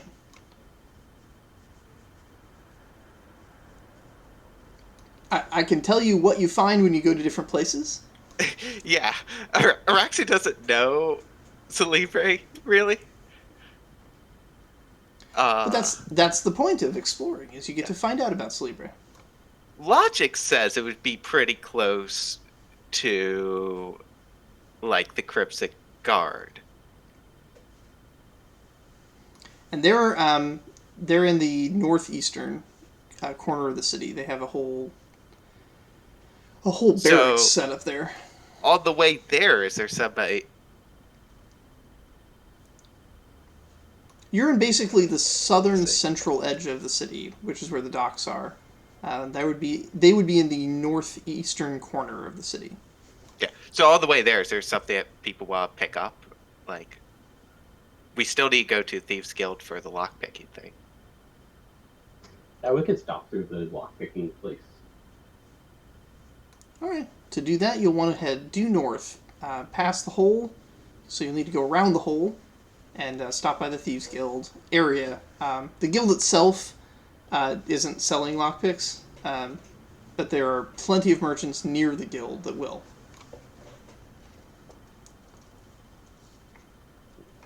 Excellent. Yeah, Henri will kind of look around and pick the merchant that looks like it's selling the most premium good. Cool. As you head north, you do eventually need to go around the hole. You see the sort of touristy trap restaurants. You also see a new stall that seems to, or a new building that seems to have opened up that's selling portable holes and bags of holding. And they have some kind of like magic door to an extra dimensional room that they sell. And then on past that, you find yourself entering the market spaces in and around the Thieves Guild. This market is very different from the sort of open by the sea, people actively loading kind of market. This place is very much dark alleys, but instead of storefronts, it's stalls. So you kind of get the stall feel that you get from the fish market. These sort of temporary fly-by-night, we set up, we sell our stuff, we disappear. But it's a much more claustrophobic kind of feel to it. Yes, I did say bag of holding. That's what that store specializes in. Bags of holding, portable holes, and extra dimensional doors. If anyone doesn't mind, I want to go quickly and get a bag of holdings. That sounds like something that, as my occupation might um, Benefit from, need. yeah. It's a work. Yeah. It's a work expense. Definitely. Write it off. Henri wants to join, but mainly just to like see what the prices are, do a little price shopping. So the sticker price that you see on it is the equivalent of about 20 precious gems. Holy shit. These are rare, powerful artifacts that are incredibly difficult to create. Yeah.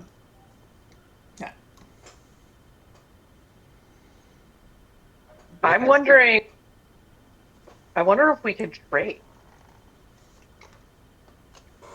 The whole shop, of course, is kind of playing on the joke that it's next to the hole and they sell portable holes. Yeah. This might be a long shot, but we do have the vials of poison. If we could, like, convince this person that they're very valuable. And also, if you're cool with getting, with the trade swap. But I don't know if it's worth it.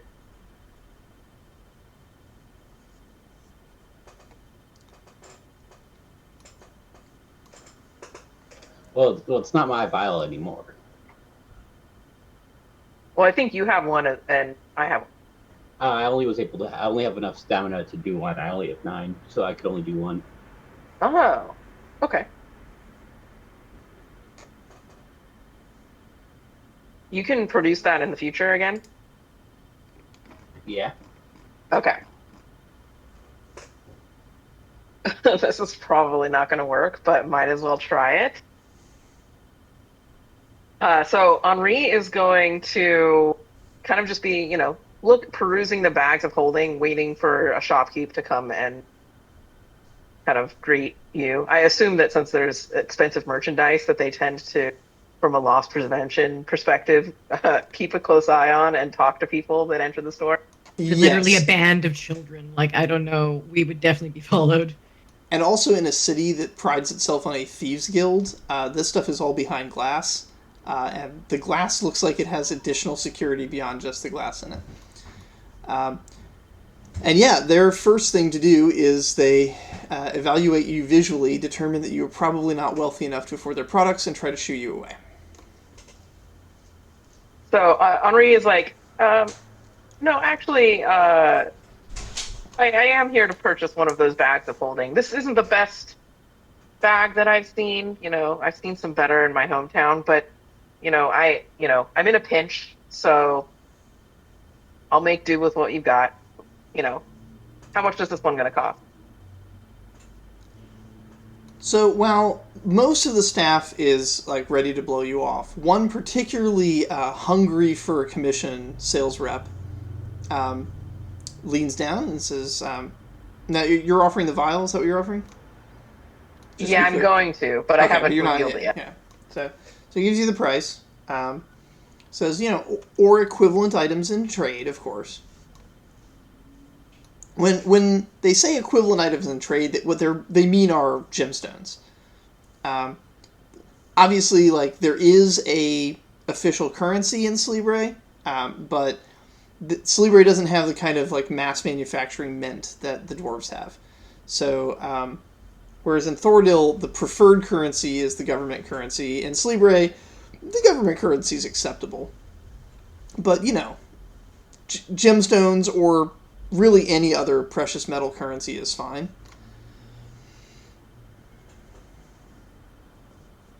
But yes, Okay. the amount totals what is equivalent to handing over 20 precious gems. Yeah. The items in your inventory are not literal. It's not literally 20 precious gems. It's a quality 20 of precious gems. So, yeah. We use that as sort of an abstraction of money. Yeah, well, Henri has no precious gems, but so Henri will kind of look and stroke his chin and he's like, "All right, yeah, that's a pretty fair price, but I actually am looking to trade." And I'll pull out the vial and I'll say, "This right here is a very, very rare specimen. It's a poison, very powerful. Definitely don't open it, but if you would be up for trading, I'd be willing to part with this. It's honestly, this isn't really a good trade for me, but like I said, I'm in a pinch. So I'm just trying to get a bag of holding and get out of your hair." All right. So you're attempting to essentially misrepresent the value of your item. There is a talent for that called Use Sword Salesman, if you have it. Ooh. If you don't I have it, you could, can spend a character point. yeah, I could spend a character point. I also have negotiation mastery, like a gifted, but that's probably not going to help as much because that'll probably just give me pips on my roll. So yeah, I think that I'll go for that talent then. Okay, now, before you do, I do want to read the talent to you and kind of give you an idea of what it is. So, you're extremely good at closing deals, even if you happen to be at a financial disadvantage. Pay one trade and provide a narration describing how one of the items in your possession is actually a valuable heirloom, a rare antique, or a collector's item with some history. That item is considered to be valuable for this interaction.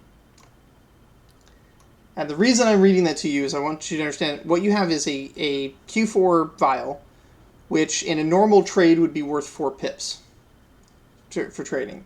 Being valuable means it gets upgraded to 4 dice. But 4 dice is going to be... you're going to have a hard time hitting 20 successes on 4 dice. So before you spend a character point, I kind of want to warn you about that. Yeah, I figured this is a losing battle. Okay, in that case, what I'm gonna do is just shoot my shot with what I've got and use my negotiation mastery Okay. and just, like I said before, kind of just I tried to make it seem like this is a really valuable item. And your negotiating mastery, is that the one that gives you a threshold bonus?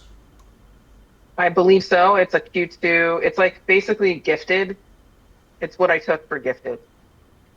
Okay. And is this a trade or something else? Presumably you're trying to get him to lower the price down from 20 successes.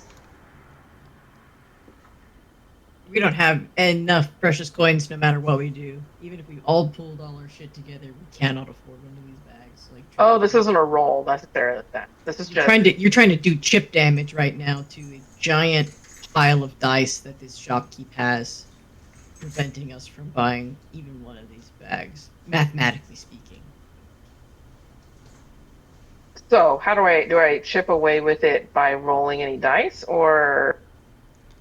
Yeah, so you can make your trade roll against the salesman's trade roll and see if that'll reduce the price a little bit. Cool. Okay.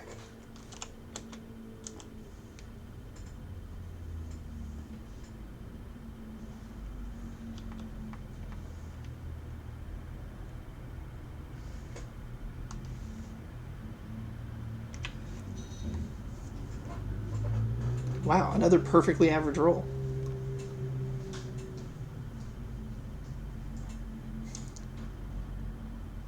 If this was a haggling situation, the price would have somehow gone up. But it's not. It has a sticker price, so it doesn't. Okay. So, yeah, Henri shot a shot. I got two out of 3. Worth a try. I'll just look over at Glup and shrug my shoulder. Does anyone else here have any significant trade skill? Yeah, Glups, I don't know. Oh, yeah, I already told you what mine was. If you would like to, you can roll a perception plus trade to reveal a piece of hidden information here. All right. Is this the guy that's got the bullshit doors? Who knows? Sorry, this is outside knowledge, but if anyone played the heist. So you said perception trade? Yeah, perception plus trade.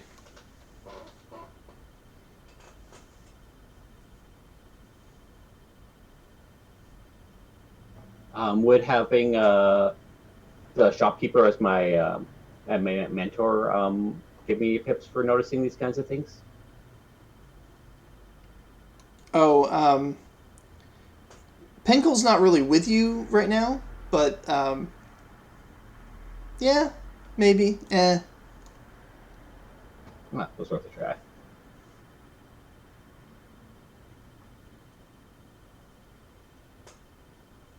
Okay. Something's up. You're not sure what it is, but something's definitely up. What were you investigating? The best you can come up with is that the person that Andre was talking to does not seem like a professional sales rep. It seems like their real profession is something else, and they're here for unknown reasons. Oh, sorry that we weren't able to get things. If we are able to acquire the money, I'd like to make the sale off for you. Could I get your name so I could request you for the next time you're here? We're here? Absolutely. And he gives you a name that's almost certainly not his real name. But it does match the name tag.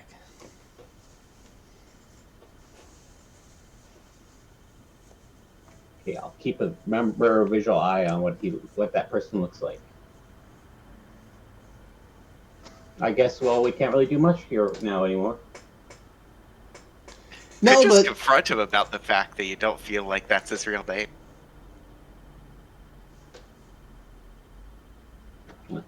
Oh, we were using our made-up names. I guess I'm the Dread Pirate Robertson.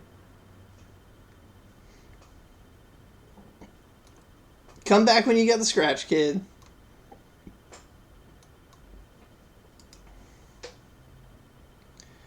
Fortunately, it's only a couple blocks further north when you get into the claustrophobic areas where thieves' equipment can be purchased. Honore, would you like to negotiate for lockpicks? Yeah.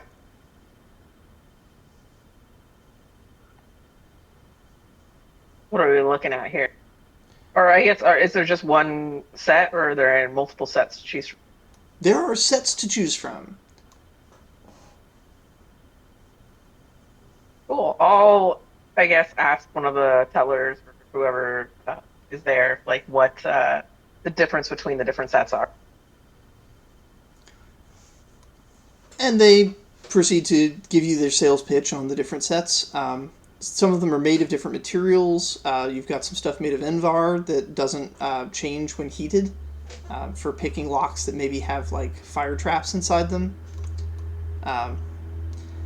There's a lot of complications to traps in a magical universe, especially when you're dealing with mundane tools. So there are some tools that have like very minor, it's not exactly an enchantment, but minor alchemical sort of tricks to them. But the ones that demand the most money are actually just pure mithril. They don't flex under any circumstances. They don't aren't affected by heat. They are just pure quality mithril tools. No magic, no funny business. They use physics and mechanics to make things happen. There are lesser versions of them done in various grades of steel, and there's also the cheap stuff, which is basically just like some pieces of copper that got bent into the right kind of shape to jiggle in a lock and try and get it open. This market has up to quality 6 available in it. So the cost, of course, is going to be in successes, and you can roll your coins as dice, but you can also reduce the price a bit if you have some trade skills to use. And this is a situation where your used sword salesman would be of huge advantage because you could turn that vial into 4 dice in a trade. Nice. How much is the most expensive one? 6. Oh, okay, cool. It's a quality 6. It's made of mithril. It's beautiful and elegant and extremely reliable. And does that one have the alchemical qualities? No, it's pure mithril. It's very straightforward. So one of the things about the alchemical ones is that they're single use, which is kind of a downside in some ways.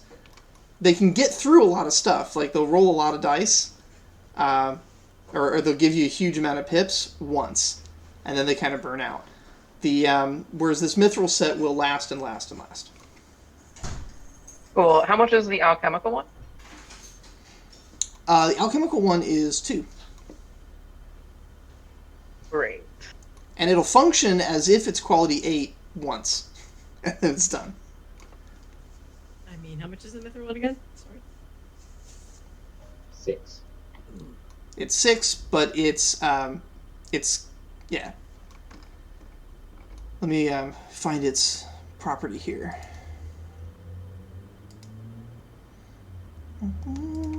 When I'm rolling my trade, if in this particular case, would it be cunning?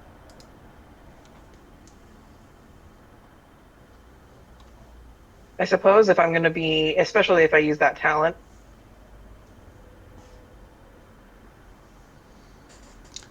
Yeah, so if you're going to trade in cunning is a way to try and lower the price.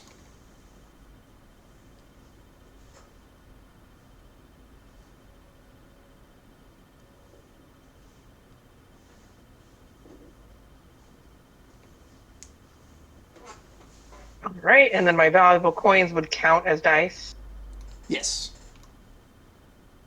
And then if I decide to take that talent, then I might get 4 additional dice for the quality of the vial. Yeah, so now what's going to happen is your coins are dice, your gems are successes, your pocket money are pips. If you make because of the market that you're in, if you make a cunning plus trade roll, you may add those as pips in addition to pocket money to the results of your coins. Oh, I see. So I can only roll my coins. At this market, yes. Got it. And then everything else is just giving me pips. My trade, my cunning. If I decide to use that talent, that would be just 4 additional pips. Yes. Some markets, your rolls will give you dice instead of, will be dice. Your rolls will give you successes instead of pips. But this market is a bit harsh. This is a thieves market. It might be something to save up for. And this burns the valuable coin. Yep. Valuable coins are spent on that. Like you just 1 for 1, right? Valuable coin is a die roll to see. Oh, die roll. Oh, shit. Damn. Oh, wait. Yeah, totally. It is precious that is an automatic success. Wow. We haven't had one of those in a while. We gotta go find some fucking treasure. Okay, so I do think I'm going to take the used swordsman talent, or used sword salesman, I think is what it was. Yep. And that will give me an extra 4 pips. Dice. 4 dice. Oh, holy shit. Yeah, that's what's powerful about it. Normally you try and trade something like that, you just get pips. But with the used sword salesman, those pips turn into dice, which is huge. Yeah. And I'm going to give up one of my vials as well if I get rid of this vial. The cost of used sword salesman is you have to tax your trade, and you have to give a narration about why this is more valuable than it is. Totally. And with that, so I would have to tax my trade, but I'm also using my trade in the roll. No, there's no roll for used sword salesman.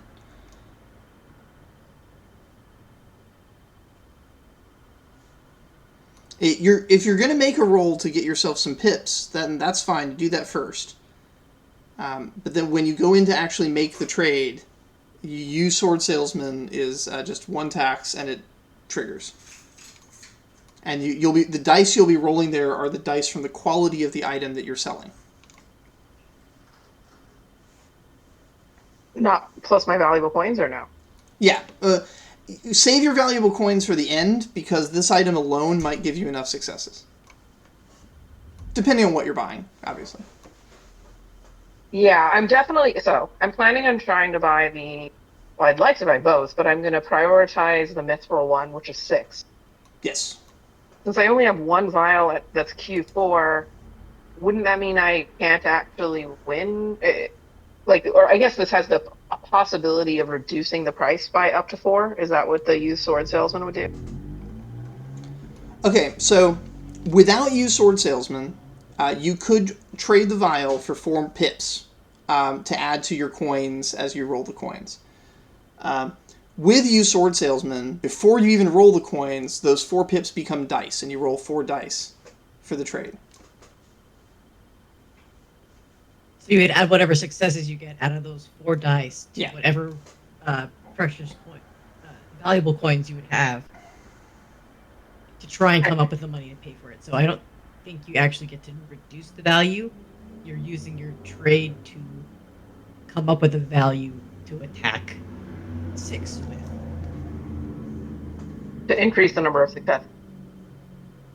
Yes, if you get your number of successes up to 6, then the mithril one is yours. Yeah. Got it. So if you roll trade first, they'll give you pips to the vials. Yes.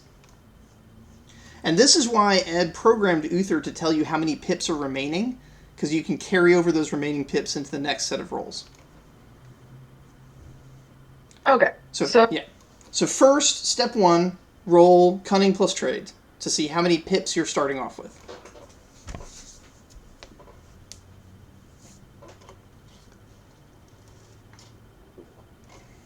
All right. And then, I assume I can't also stack that with the negotiation mastery. Oh, yes. Yes, you can. So And I would do that. roll that with your threshold adjusted accordingly. I think it's a Q2 gift. Oh, is So it? isn't that pip? I thought we were doing that as a... because it's a talent, isn't it? It is a talent. I don't know exactly how that works, but it's... So when you take gifted as a lineage, you can take a... Oh, it's from your lineages. Okay. Not a talent, then. It's a lineage. Yes. That's the pips. Yeah. Sorry. Okay, cool. I had thrown it in my talents. Probably shouldn't have done that, but okay, cool.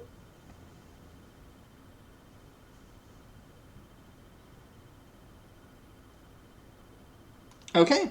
So you have 2 extra pips there that you'll be adding to your roll. Now that's going to be in addition to the pips from your gifted. So you're now going to be at 4 pips for this first starting roll, which is using your your temporarily new talent, right?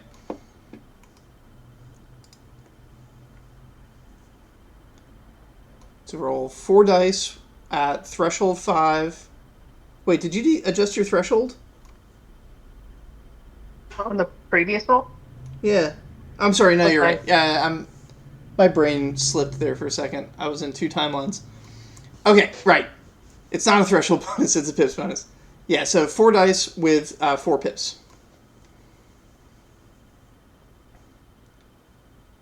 And this is trading the vial using used Sword Salesman. 2 successes so far. No pips remaining. Both of those successes came from your negotiation. Presumably you told them something interesting about the vial? Yeah, I'll kind of recycle the previous thing, but basically like, oh hey, like this is like a super valuable and rare poison. I've traveled far and wide, and I haven't really seen anything like it before, so this is really one of a kind. I've traveled far and wide, says the child. Yeah. Alrighty. So you're at 2 successes so far. That is enough to buy the alchemical version. You'll need 4 more successes if you want the mithril one instead. Do you have any coins or gems to use? Gems are an automatic success. Coins are a die you can roll. Actually, Yeah, I have valuable coins. is there any way I can argue a leadership role here to assist with this? Or is it just it would just be straight persuasion to assist? Like, can I provide dice to Kristen to roll to reduce? I don't think there's a way for you to provide dice because of the relevance of leadership in this, but you could certainly provide pips. I spent my pocket money on this nose ring. Do you want to give an inspirational speech?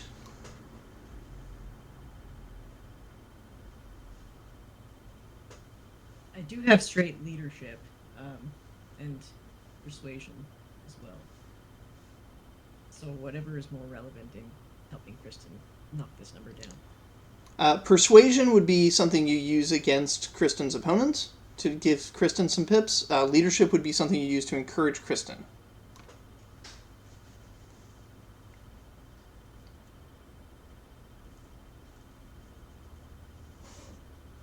Up to you. I'll argue leadership, and I'll say, it's Henri, right? That was with us today. Yep. Correct. So I guess my tactic is going to be something like, don't you think it would be useful to help out a young and hopeful, aspiring person here, a Celebran citizen just coming in from the outside and helping them along their way with their dream? And I say, like, well, Henri right here is such an amazing a companion. We've gone through so many adventures together. Why, I even remember how difficult it was to acquire this very vial.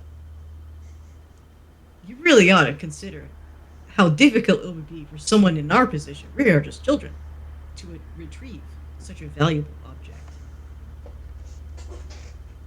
All right, that's a persuasion roll right there.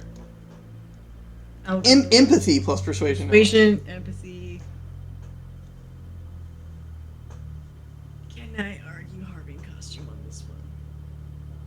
Sorry, your mic went really quiet there. What was that? Can I argue Harving costume on this one? Yes. It is heroics after all.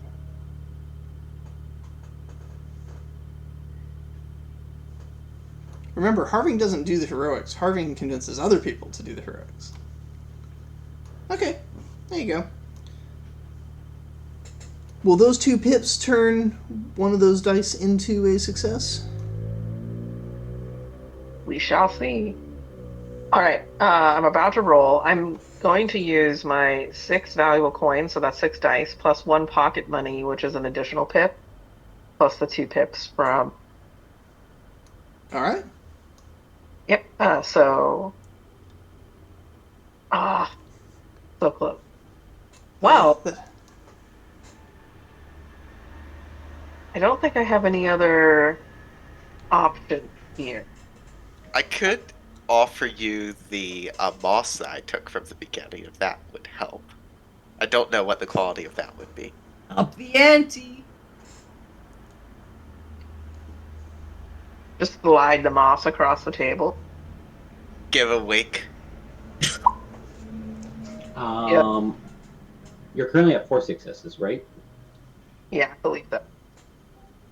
Glop is just gonna look and just pull out 2 rings out of his pocket and toss them across the table to the owner. I'll spend my 2 valuable gems. How very kind of Glop.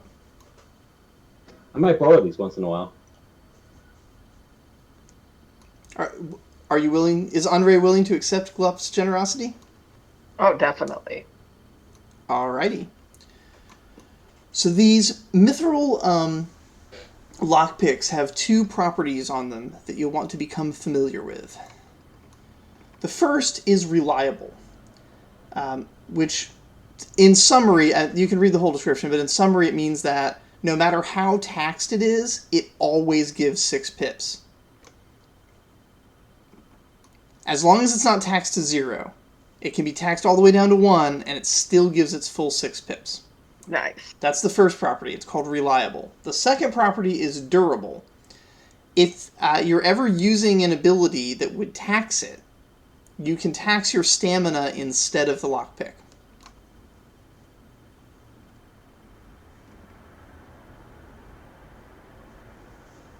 Sorry, could you repeat the last one again? The durable, I'll just read it. The item is extremely durable and others wear easily if the user expends a little effort.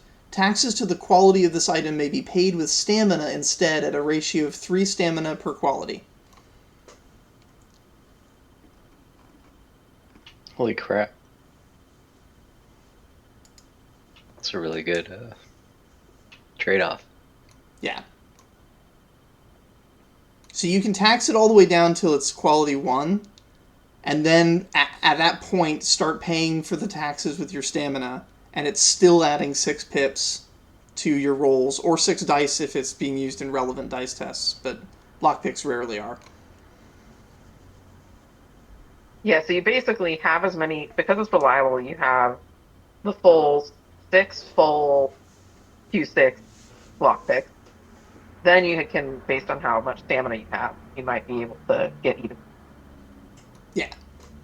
The durable lets you use stamina instead of quality, but reliable means that even if you have taxed its quality, it still functions at its full effectiveness. There. Yeah, so Henri will go over to Glup and hand him the other remaining 2 vials, that empty vials that he had, and say, "Hey, you probably need these more than I do. Thanks for the precious gem. I owe you." Probably. Now remember.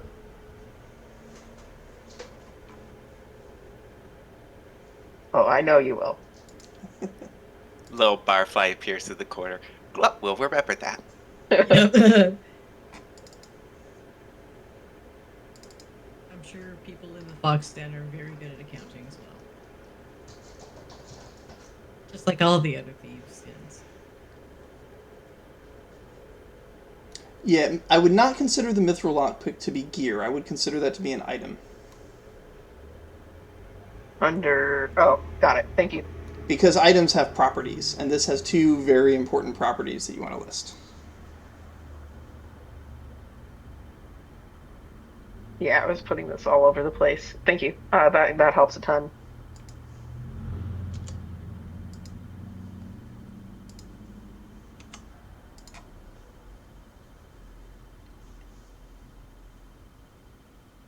This has been a very successful shopping adventure here so far.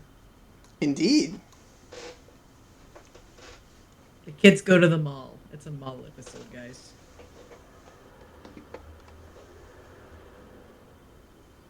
So where's next?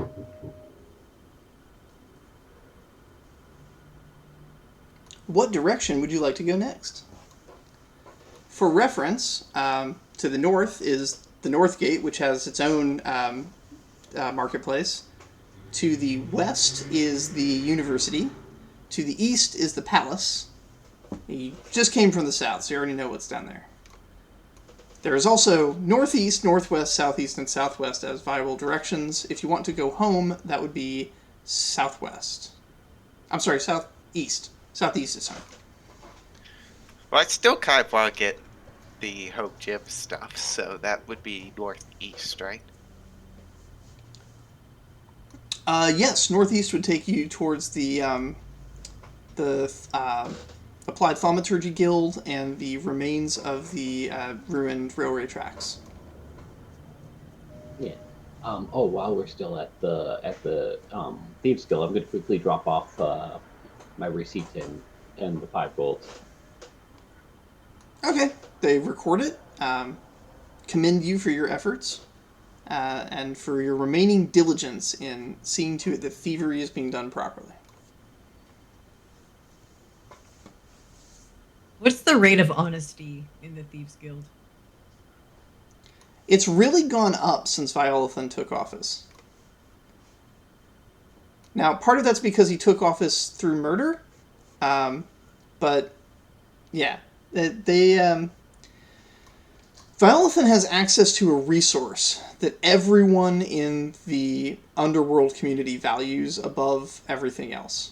I don't know if the kids would have any knowledge of it, though.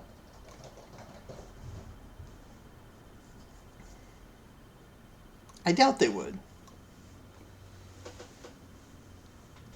But yeah, there's a very good reason why Violithan is able to maintain power.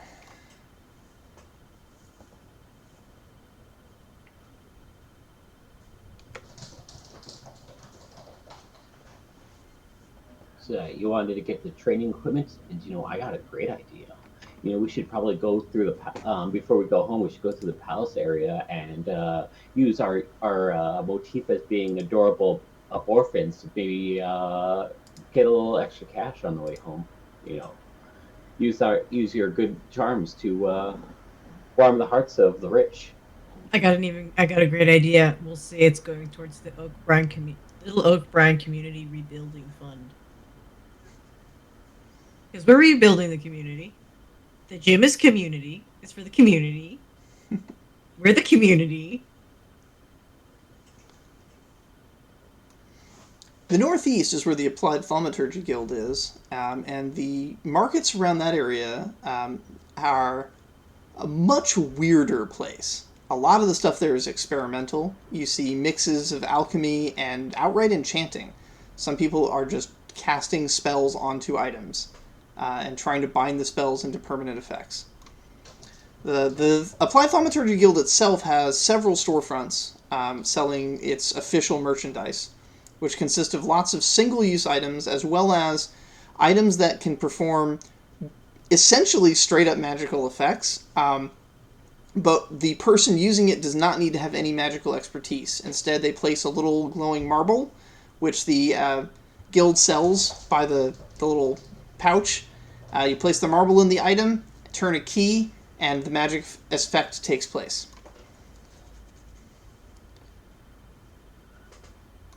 Learning how to summon those little marbles is actually a good way to get a job with the Applied Thaumaturgy Guild, as they'll pay you to just crank out those marbles all day. That's depressing as fuck. It's like you go from like wizards being this like elite sort of like we cast magic spells, and then you're like, okay, what spell you cast? Like, I cast the spell that summons little marbles every day because it pays the bills. It's like you go to work at literally the widget factory. You're fucking that guy. You're that guy. You're just sad, sitting on your little chair, tapping at a little conveyor belt. You tap into the fundamental forces of the universe, drawing forth the aether in its raw form and compressing it into a marble, which you put on the desk, and then you do it again, and you put it on the desk, and you do it again, and you put it on the desk, and at the end of the day, you get paid.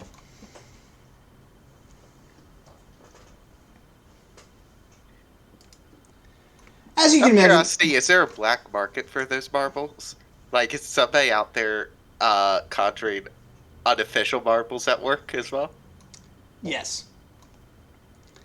And actually, they've had a lot of issues with the Rights and Properties Guild about that, as they wanted the ability to treat those as illegal, but because the technology is derived from Deltaran metamagic, they are unable to claim the copyright to it. And so third-party marbles work perfectly. And they don't have any way of even telling the difference between a genuine and a counterfeit, because they're cast using the same spell. So instead, the Applied Thaumaturgy Guild focuses most of its research and development on coming up with cool new gadgets that the marbles can power. That's their main revenue source. There are a few things they sell, too, that have nothing to do with the marbles. They sell pads that you can put on your feet that will give you spider climb or the effects of Boots of Speed. They're temporary and single use, but they're effectively like third circle spells that literally anyone can, with the money, can buy and make use of. And of course, thieves love the dark powder. It's a little bead that when you shatter releases a powder that grows into a sphere of darkness. It's harmless, but there's no way to see in it. No amount of light can pierce it, so if you ever want to make sure you're working in complete darkness undetected, that's the way to do it.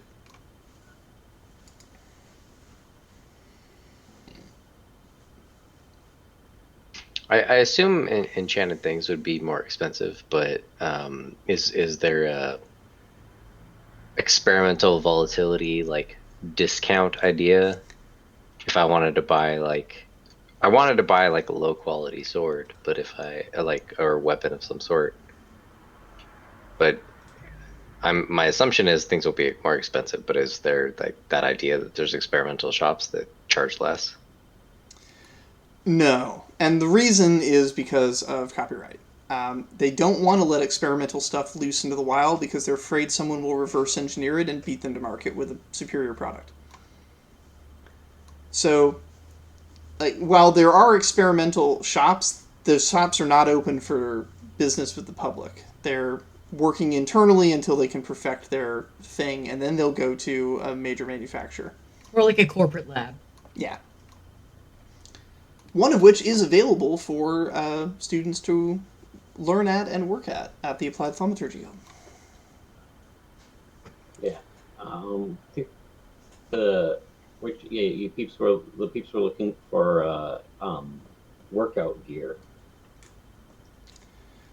So for that, one of the places you might want to visit is near here, and that's the ruined railroad track. Celebre does not have the technology to build trains or railroads, but for a period of time, they were doing trade with the Petrish, who do. And the Petrish had a train line that was delivering raw ore, and the place where that ore was arriving did become a sort of center of smithing for a bit.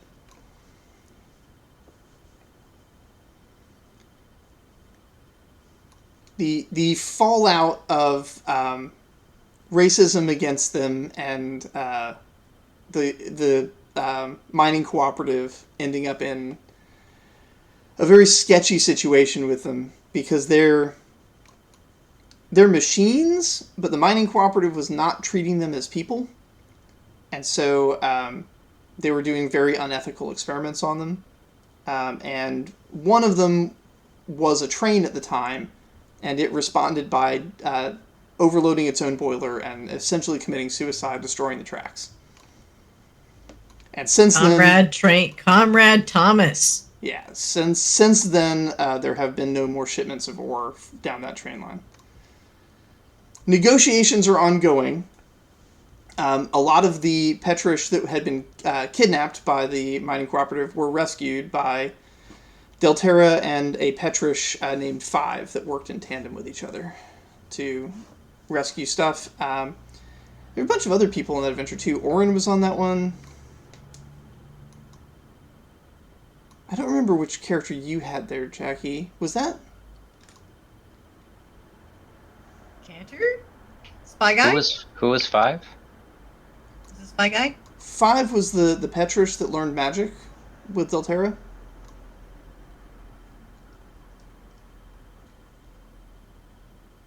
Yeah, you know what? I think that sounds right. I think it was Cantor. Yeah.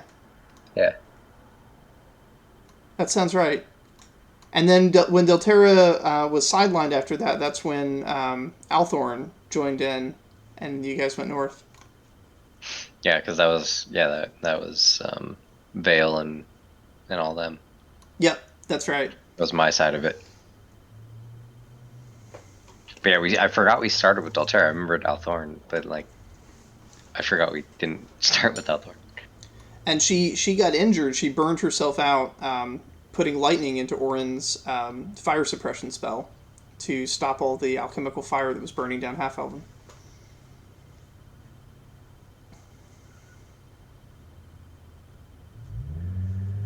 So she got left at the university, and we went forward with, Althorn took her spot. So the train tracks is the best place to get materials for. If you're looking for heavy stuff to lift, there's going to be lots of heavy stuff available there. A lot of it will just be lying about, but if you specifically want something heavy crafted into a particular shape for exercise, there will be crafters there that can do that for you.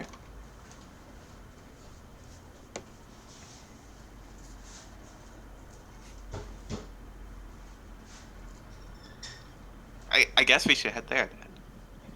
Cool. It's like a block away from the Applied Thaumaturgy Guild. Yeah. Okay. So, arriving there, this is a resource check to just find stuff on the ground, because it's kind of a ruin at the moment. There's been some cleanup. It's not dangerous anymore. But there's still fragments of what was once a living train that can be found in rubbish bins and things around the area.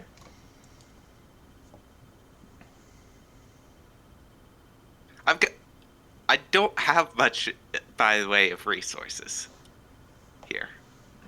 We just do like a combined, right? Perception of 2. Like everybody do a resource check. Everybody do a resource check, add up all your successes, and we'll see what you find. Is it straight resources, or do we use perception as well? No, just straight resources. Straight resources.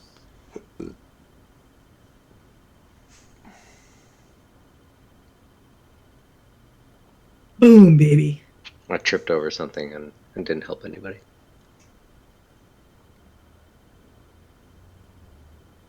All right, 5 successes total.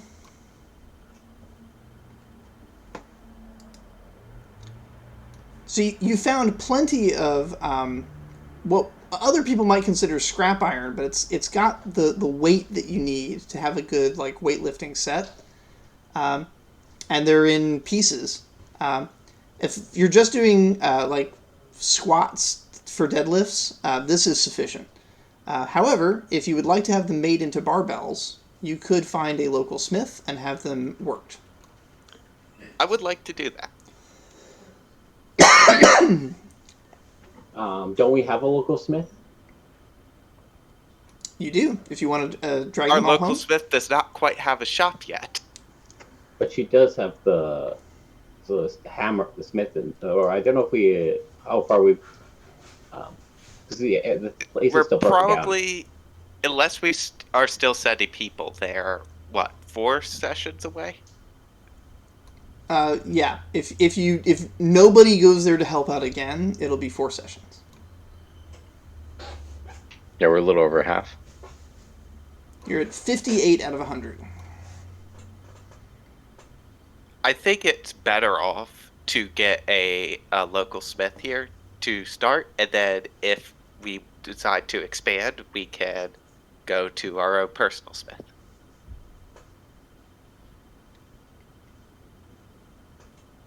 All right. Open up a new what's it called? Activity log. Pending GM for a scrapyard pickup.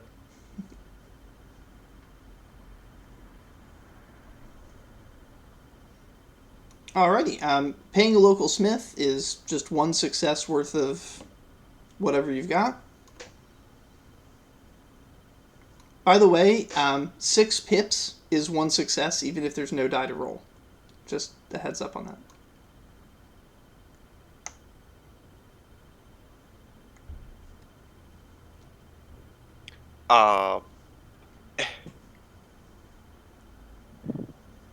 What would I be rolling in this situation? Trade?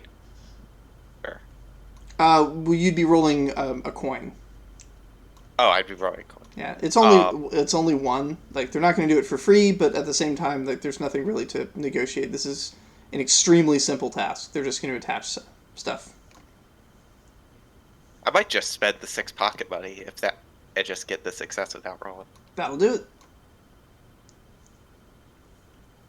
Isn't pocket money pips? Well, yeah, but 6 pips equals a success. Okay.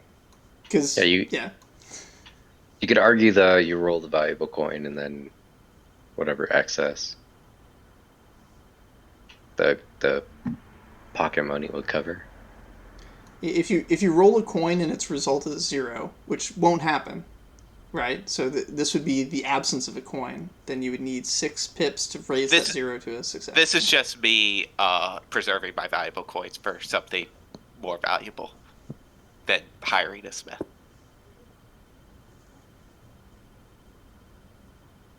Because pocket money is pretty easy to get. The coins and gems are not. Alrighty, how are you going to carry this heavy equipment back?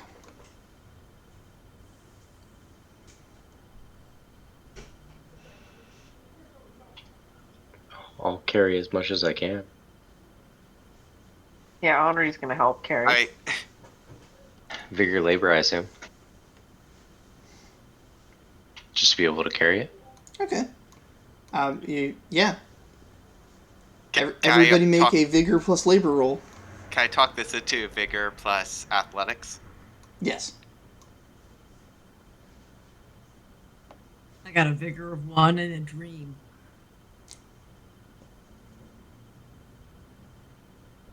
Raxi does not actually have much vigor. Raxi's all agility, but I know I can't talk this into agility. So agile carrying all these heavy things. I can't carry shit. Nor can Henri.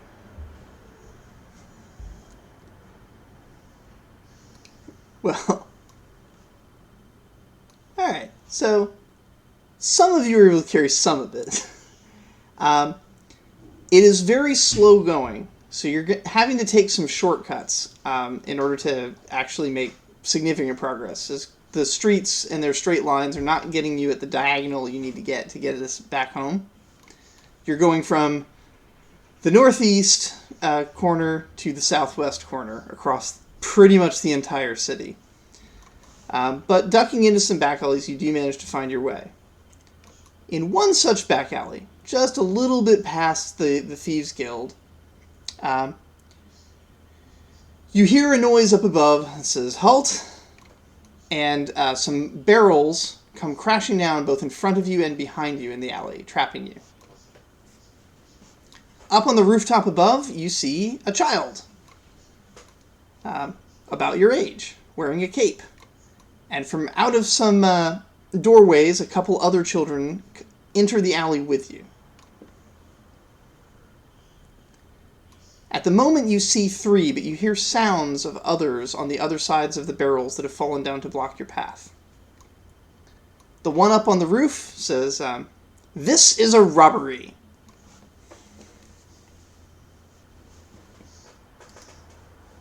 Can Glup tell if these guys are with the Thieves Guild or not?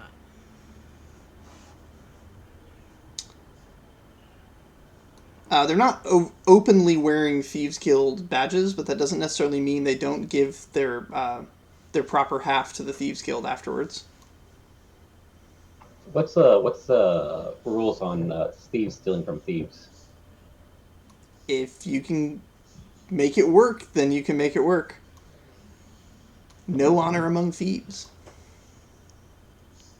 I kind of want Raxi just jump up, grab the kid off the rooftop, and pile drive them. If I could. Oh yeah, absolutely. All right. If anyone can, Araxi can. Do you want to tag team this? You're welcome to come along. I'm mostly doing this as intimidation. I don't want to beat up a bunch of children. Well, 2 frogs jumping up and like pile driving a kid is definitely tied to intimidating. Unless you want to do it by yourself. I rolled 7 dice with 4 pips for this.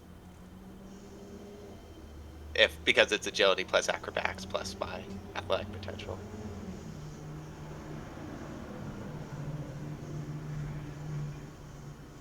I think I have to tax Grasshopper to get all the way up there, right? Yes. Unless you're... do you have... I don't yet. I've gained the experience to spend it. All right. You know exactly what I was about to ask. Yeah. That is literally that's why Araxes. All right. That's 6. Okay, and this is your roll to tackle, basically, right? Yeah. It's an unarmed plus. Oh, I basically want to grab them off the roof and take them down with me. Oh, okay, That's what I want to do. cool. So that's unarmed plus agility. Is that what you just rolled? Oh, I was doing acrobatics to get up there. Oh, I don't think you need to roll to get up there if you have. Oh, did I not need to roll? Grasshopper, right? Grasshopper just gives you the height.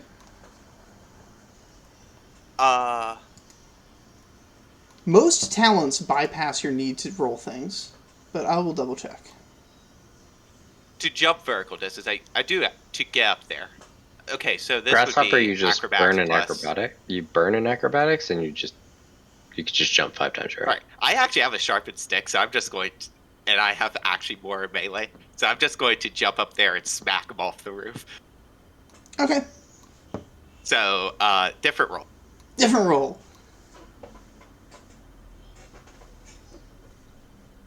Vigor plus melee, probably. Would that not be agility? You're trying to knock them off the roof, not just hit them. So this is not a precision strike, this is a push, right?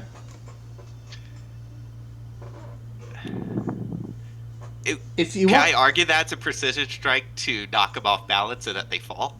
Okay, a precision strike on their feet, yeah. Yeah. Knock the shingles out from They under aren't their boots. expecting me to just jump up there and be with them. This is not the person they expected to be fighting. Yeah. I can add my athletic potential to this, right? Yes.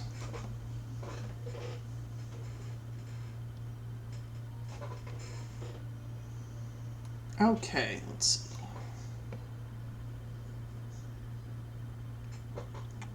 Oh, the stick is quality 1 as well.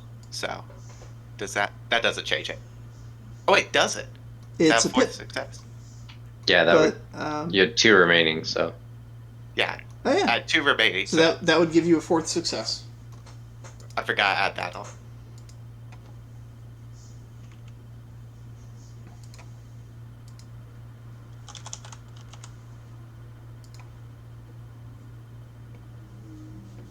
All right.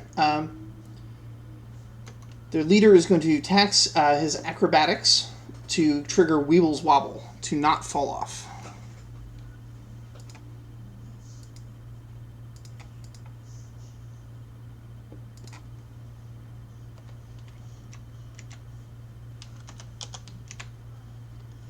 You definitely caught them off guard, but yeah.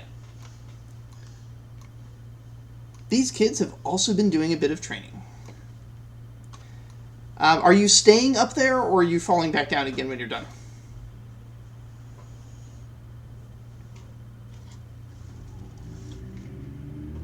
How many are up there? I have a vision. One. Basically, I'm just the one. But from that height, you can see that there are the 2 in the alley with the rest of your group, and there's one more at both exits of the alley. So there's a total of 5 of them. All right, I'll stay up there. Okay. Meanwhile, down in the alley, the other 2, upon seeing you leap, one of them says, "They're fighting back! Get them!" And the 2 on the other side of the barrels, in both the north and south ends of the alley, leap over the barrels and start coming at you, while the 2 from the doorways join them. So there's 2 in front and 2 behind. Who's in front for your group?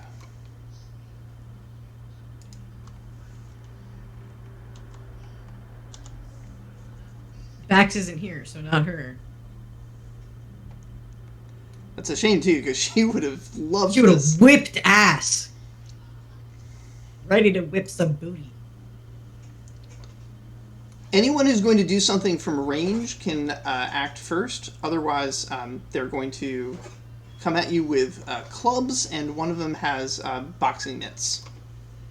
Okay, how many combatants? 2 in front and 2 behind. So we're being flanked? What's that? So we're being flanked. Yes, you are being flanked. All right, so I'd like to do a leadership role. I have gifted leader, and I'd like to get us to all form around in a circle with our backs against each other, protect each other's backs, form up in a circle. Okay, good move. Or brother, back to back.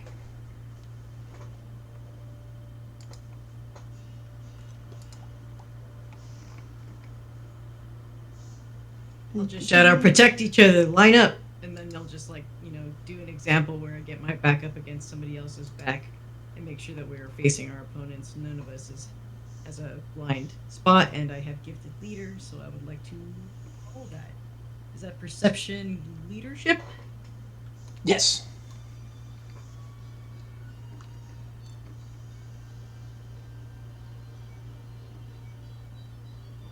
What does gifted leader do again?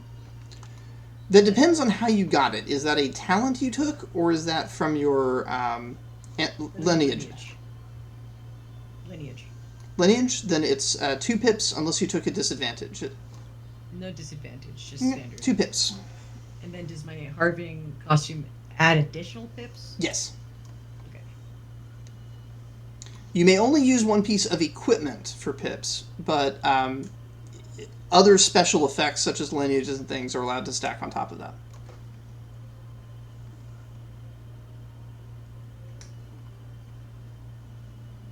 That is a 4 success leadership roll, everybody. Hope that helps. All right, everybody's going to get 4 pips that they can use on any defensive posture things that are narratively relevant to forming up that circle. While we're falling into line, Henri puts the lockpicking set that he just acquired into his underwear. Hoping that that is the last place these thieves might look. Okay. I use the cone of the triangle of defense to kind of shield their vision from me doing this, and then kind of facing into the triangle, and then face back out. Fists up, ready to fight.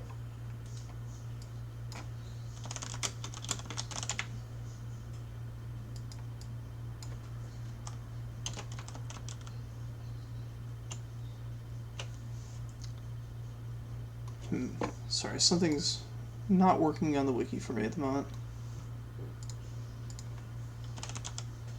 There we go, all fixed.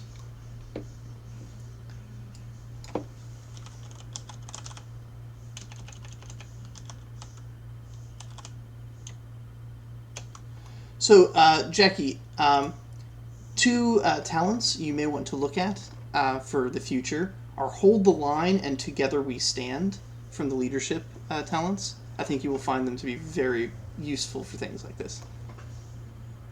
And then, Kristen, for what you are just doing, which obviously good move to do, there is a talent in I believe it's in Stealth, that does something very similar to this, where you basically can have a number of items that simply cannot be found on your person, no matter how hard someone searches. Nice. Yeah, good stuff. Okay, if no one's doing any magic or ranged stuff, then we're going to get into the melee. Last chance. I do have a small thing. I've been hopping. We've been going through these around these alley areas before, and I do have a character point. What I want to do is clearly you don't have the right receipts, and I want to snap my fingers as people surround them because I knew that there was areas around. I want to use the infamous talent to call in a favor.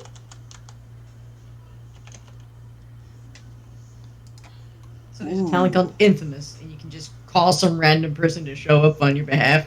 Extensive underworld dealings have made you a large number of contacts. Whenever you're in need of a professional service, you may pay 1 crime and narrate how you are calling in a favor or connecting with one of your underworld contacts to automatically succeed at the attempt. The individual you recruit can be easily persuaded to perform the task, but not always without cost or consequence. So, who are you having contacted with the Thieves Guild? One of the Since I've one of the Fox Den members, because like I've had a good thing, and then I've seen some illegal like stealing around here, so clearly this was all a trap for the trap, and I used my friends as part of the trap. Okay, and so we're saying that you did this before you guys started dragging the stuff back to the alley, right? Back when This you was a Yeah. sting operation, basically. okay. Yeah, I didn't tell anyone else that this was a sting operation, of course. Back when Andre was buying lockpicks, you made a couple discreet calls there. Because yeah, I did go drop money off at the.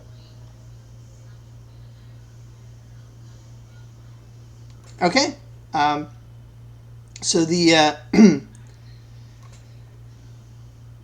yeah, the teacher from the Fox Clan or Fox Den appears, basically picking up one of the kids, and says, "You kids have the right paperwork to give them a receipt."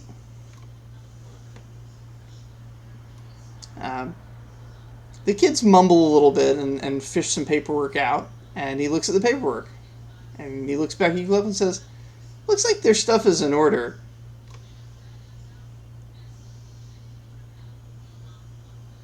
I don't think they're thieving incorrectly here.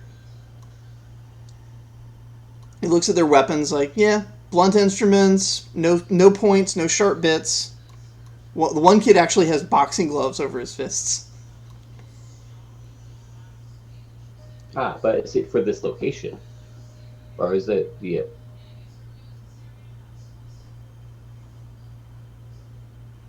What are you asking him to do?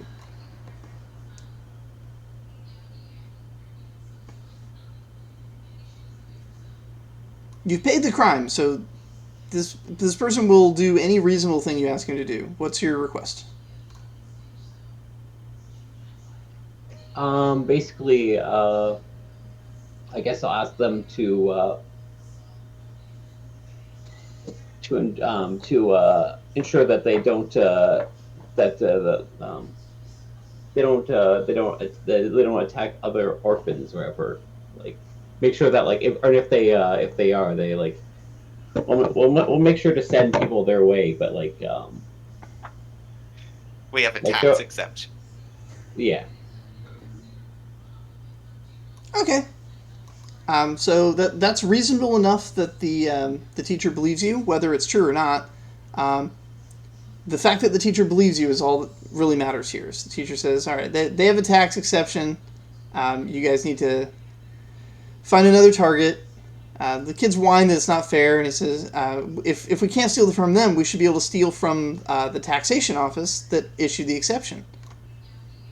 And so he writes them a slip for permission to burglarize the taxation office, and he gives them a time slot they're allowed to do it in.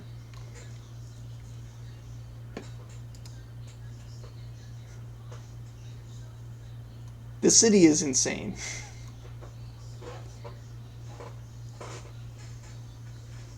And that was Literally- good. That conflict resolved.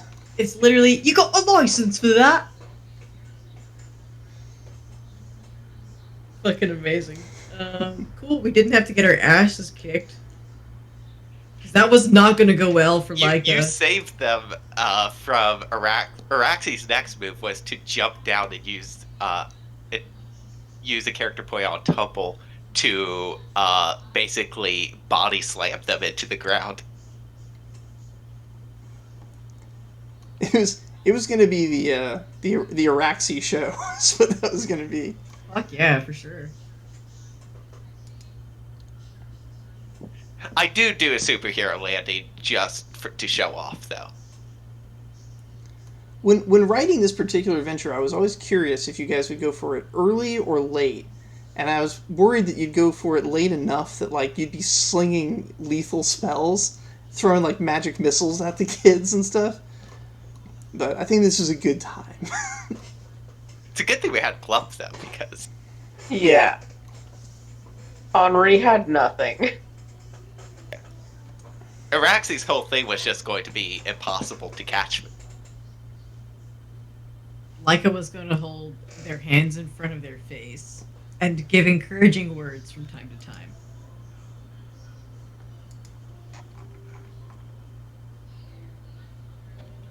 Well, thank you guys for helping me help with the thieves evaluation.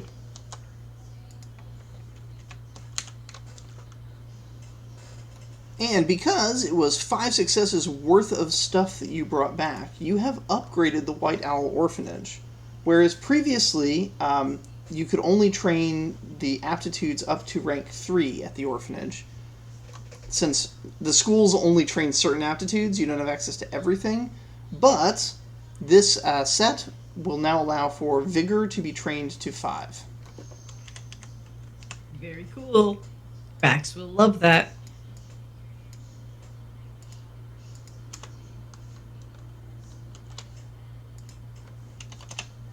And I think have that's updated the sheet accordingly. It's a successful little day out here playing hooky. You even got paid for it, technically. I bet. I think you spent most of what you got paid. Oh no, I spent a pocket money and kept my valuable coin. Ah, okay. Araxi still has a lot to spend if something comes to Araxi's mind. Yeah, we just went down to the dump and got a whole gym, no big deal. Yeah, I only have 6 coins left. So I basically blew all my valuable coins and gems. Got some cool stuff, though. Was there anything else you guys specifically wanted to get before we close up the session? The only thing I wanted to do was to go pandering to the rich people. Oh my god, I'm so down for that.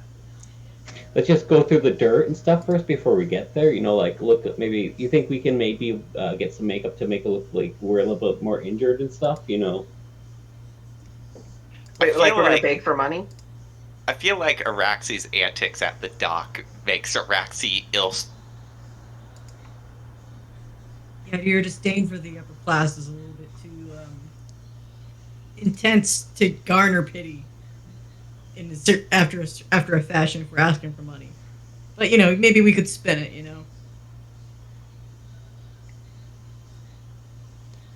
All right. So there's 2 ways we can do it. You guys can just all go split up and panhandle out there and make a resource check. And for every 2 successes, you can get a coin. If you don't have 2 successes, but you do have 1 success or any leftover 1 successes, those can be pocket money. Or you guys can try and put on a show. You can work together to bonus 1 character to make 1 big roll and see if you can get more than just pocket money. But get like coins and maybe even gems. I have no performance skill. Sorry, guys. I do have gifted leader. Be happy to do a leadership role.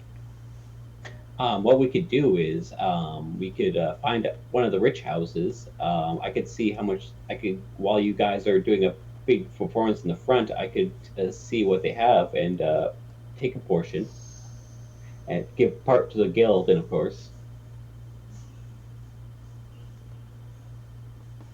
That could work. Okay. I could do an athletic performance while also, I don't know how this All will right. go. All right, I'm actually going to make my leadership attempt right now. I'm going to say we're going to go door to door, saying that we're representatives of the Little Oak Brine Restoration Project, and we are just orphans newly moved into Celebre, looking for assistance from any kind. Noble persons help young people who are part of several work programs, rise up in our social stature and become competent and contributing members of Celebran society. This fund will go towards our books, towards clothing and other essential needs that are necessary for the Oakbrine orphans to succeed and to transition into Celebran residency. That's my pitch. If that's your pitch, Araxi just does not come along.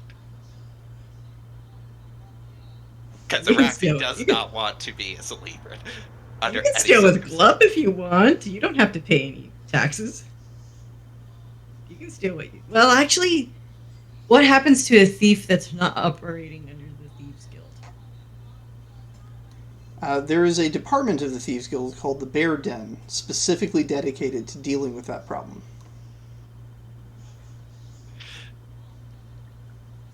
So you might end with a grisly fate. Uh-huh.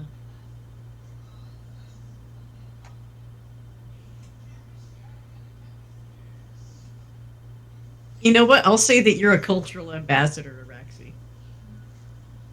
As part of our Oakbrine outreach That's program... literally Araxi. That's Literally, Araxi's it's literally true. reason for Like, being here.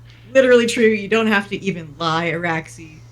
You've got this. Oh, it's not about lying. It's just that Araxi thinks that Araxi doesn't want to be that either. So basically, what you'll have is like a bunch of like poor, please help us orphans, and then Araxi spitting in their face.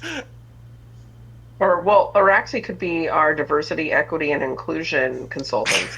Hell yeah, let's go. So, who's going to be making the roll, and what are they going to be doing to actually acquire the money? So That's Henri literally does my- have performance. It sounds like you added some leadership, but then we might need someone to do some level of performance. So Henri Yes. could do that. Okay. So My whole thing is that before- my leadership role is like, here's the plan. Here's what we're gonna do. A, B, C. That's kind of my thought for how I will contribute to this challenge. I feel excellent. like Araxi will make a roll specifically not to look completely pissed off the whole time. I don't know. Looking pissed off might actually garner some sympathy. You never know. It would actually be really cute. I bet you Araxi when she's like really pissed because she's so tiny. It's like watching a kitten be upset about something. It's like, aw. Like if you could have hackles raise up and you could spit, they'd be like, oh, look at that. You know, maybe it's cute. So before Andre makes the roll then for the performance, all of you get an opportunity to make rolls to contribute. Jackie, that was an excellent performance, so that can be a leadership role explaining the plan, and you can roll your empathy plus leadership to give Andre some pips. Anything that you do that directly is part of Andre's activity, so something that is helping, could potentially give Andre dice instead of pips. Something to be aware of. Okay. And in this case, can I argue my outfit and gifted leader combining for a total of 6 pips on my roll? Yes. That is 4 pips for Andre. 4 pips. In addition to whatever pips Andre has. Troy, what would you like to do?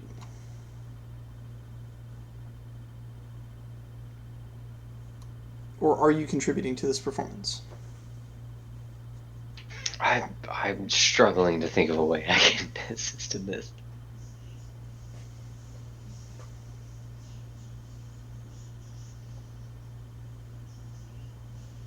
I don't honestly think there's anything I can do if I think of something.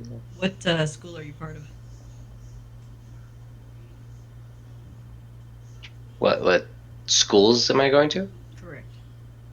Crimson Academy and Sleeper Academy.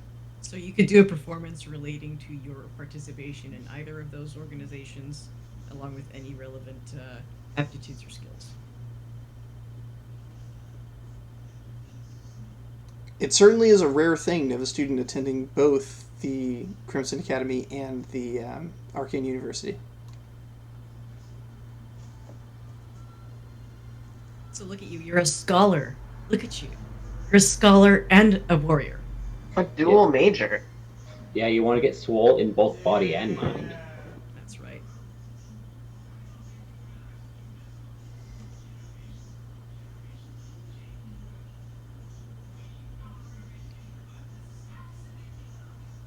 Do you want to roll performance to give an attestation of your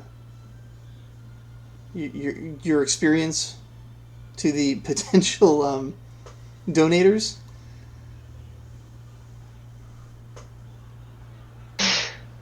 I can. It's gonna be a little lackluster. Either way. With our powers combined, we can walk away with, some pocket money. It'll be good. Yeah, I mean, I'm assuming this would be empathy and performance, right? So it's gonna If you be. could roll one dice, it's fine. If it's a recitation of a pre-planned speech, you could roll focus. It's not gonna be any better for this character. So it's on the fly, appealing to everyone of what I'm going through with the two schools.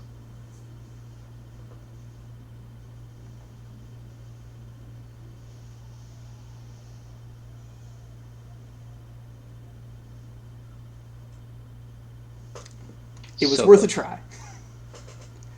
Vivian, what would Araxi like to do, if anything?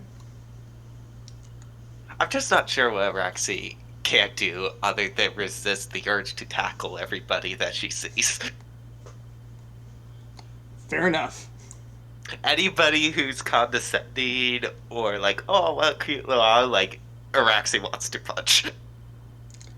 And the further you get into the Nobles District, the more of that you're going to find. Because all of them think they're better than everyone else. Naturally.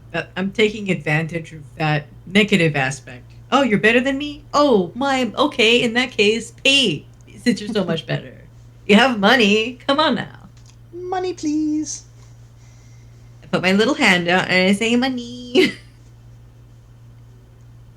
What would be the role for, like, meditating through this? Focus for sure. Focus plus what, though, is the thing. Propriety? Yeah, propriety. That's the one. Maintaining your cool and not flipping out. I've got 2 dice. I don't feel like Lorpin applies here. This No, doesn't feel definitely like a not. Lorpin thing. Lorpin would do the opposite. Lorpin would be in their backyard breaking in and taking their money.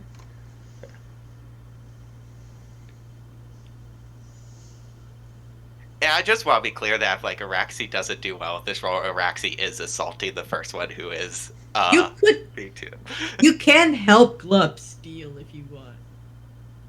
No, but Araxi doesn't want to do that. Hostile. Sorry, I cut out there. Wait. Araxi doesn't. Is all of this a distraction for Glup to steal? It's like I think it's two-pronged. Glup is stealing, and What we're do we also get? trying to get them to give us money as well. Yeah, we're genuinely trying to get them to give us money, and whether or not we succeed at distracting them is not our primary focus. We are straight up panhandling, and Glup is doing his thing. Okay. Just keep in mind that if they find a receipt from Glup, they're going to know that you guys were part of a distraction for that. That will develop a reputation for the Oak Brine as being Nice. related to thievery. So be aware of that before you go into this. I want to do it legit because I don't want to tarnish the name of our little town. Could we make sure that Glup hits a different house than the house we're hitting? Like, basically, let's hit all the odd numbers, Glup hits all the even numbers. That's so sus, though. Anyone could figure that out. Well, they'd have to be talking to each other, and, like, really, how are they going to connect that? If every other house in a block gets hit, they're going to be talking about it. We could That's- specifically. We could be totally across town. We could be on the other side. Yeah. Like, we could be. If Glup wants to go steal from noble houses, that's fine. We could just basically set up in a location. That will Yeah, get that's back. actually a good idea. If we're just posted up somewhere. And if Glub wants to rob houses, Glub can rob houses. That's up to Glub. All right. So our main goal then is to go to a major But we are crossroads. like not going with Glub. Like we're not trying to provide a distraction. Glub, Go to are you main going thoroughfare. somewhere else, or are you helping them? What was that? Are you going somewhere else to rob houses, or are you helping them get charity money? I'm going to go collect taxes. Also Okay. get some money for us. I will say, rather than going to a main thoroughfare, we did just find out where all the different shops are, and like maybe we could post up near the shops that are like the most expensive, basically, like the luxury area of town where the more rich people would be. Yeah, that would be the eastern sort of section over by the palace.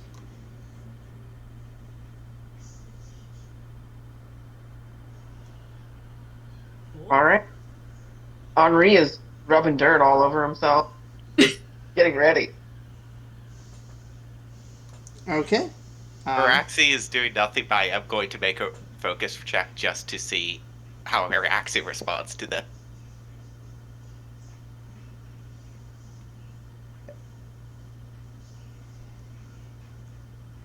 I am curious, like if we're stealing, we're effectively lying to these people to get money from them. We are not If you- lying. We are not lying. We are the Oakbrand community. I guess so. But I We're mean, what are we literally- getting the we're- money for? Henri, we're literally orphans. I'm just saying, like, aren't we taking the money for like? We're not necessarily taking the money and going back to Oakbrand and splitting it up with everyone. We're like, we're gonna keep it for ourselves. But we are the Oakbrand community. I don't see how that's different. I see. I mean, if you want to feel, if you feel, if you want to actually create a fund, I'm super down for that. But if we want to contribute a percentage of our take specifically to donating to Oakbrand, I'd be amenable to that. I'm just saying, Henri's gonna use this money on like, drugs and hookers or whatever. And I Right, imagine right. You're a that's what child, but yes. but yeah, theoretical, like drugs and hookers. But like, that's not what what we're telling. So candy and games, got it. Yeah. Yeah. Oh well. Nonetheless, I was trying to make the case that to some extent, Yes, we're we lying are to being- some extent. Yes, we're lying by omission. Which then, here, I have a point which is that then wouldn't Araxi be like fine with that if you don't actually like Celebrate? Araxi doesn't like understand this whole money thing. Yeah, that's true. You were throwing money in the ocean. Okay, cool. There we Araxi are. mostly likes people not to have it. Because that's something they care about. Araxi doesn't like them, so Araxi is throwing money in the ocean because they wanted the money. I Araxi see. didn't want them to have the money. Yeah, we're taking the money from the people.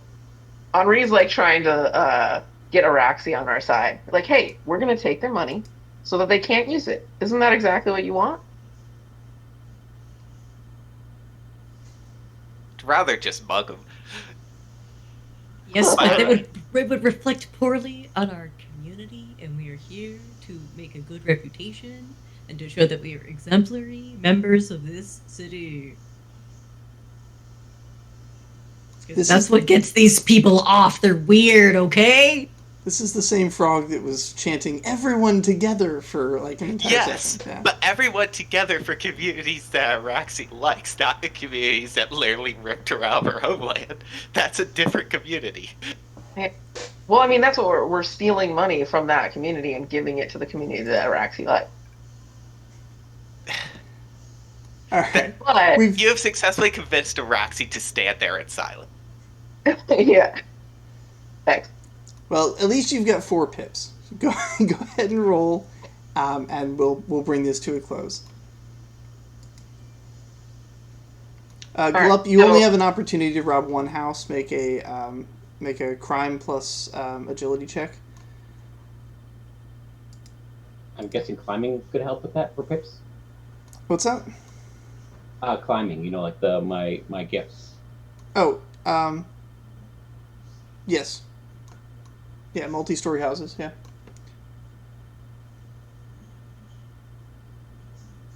All right. So Henri, as we're standing around here, is kind of like uh sussing out. Well, sorry, I don't know. Did we move on to the house stealing thing? No, the house stealing is just going to be one roll, and Holy Guys shit! crushed that fucking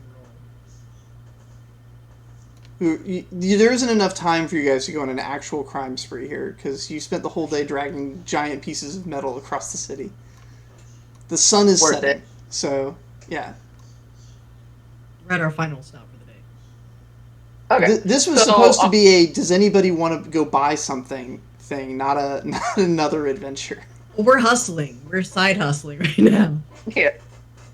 So Henri, as we're in this like kind of expensive area of town, is sussing out the passersby and focusing his attention on the people who look the best dressed, have the nicest jewelry, that look like they have money. And yeah, so that being said, I was thinking that I could use perception because he's kind of like looking for that opportunity of like what's the best opportunity here and focusing on that. Okay.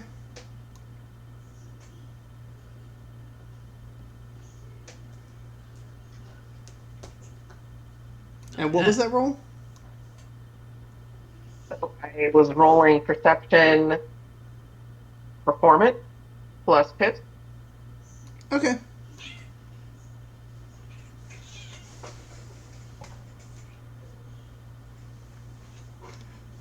Excuse me a second. Cats.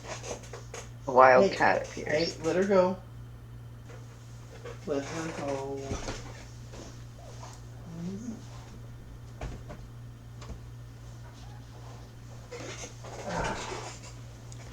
Alright, cats are misbehaving. Okay, so we've got...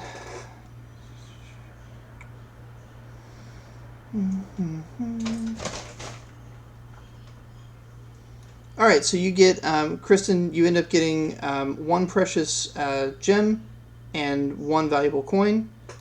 And Glup, after giving the guild its cut, you get 2 pocket money. So that's just one of each of those to split between everyone. Yes.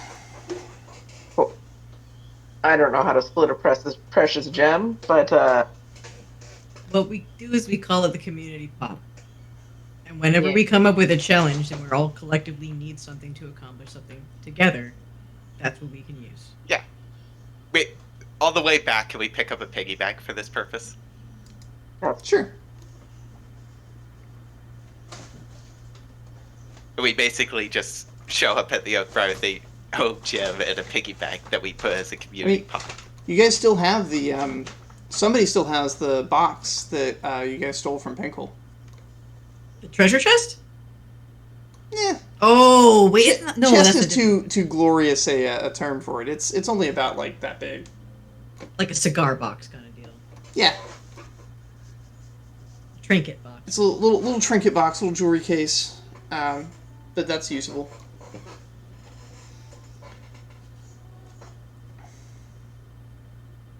Alright, and made note of and you're that. back home again. Good job, everyone.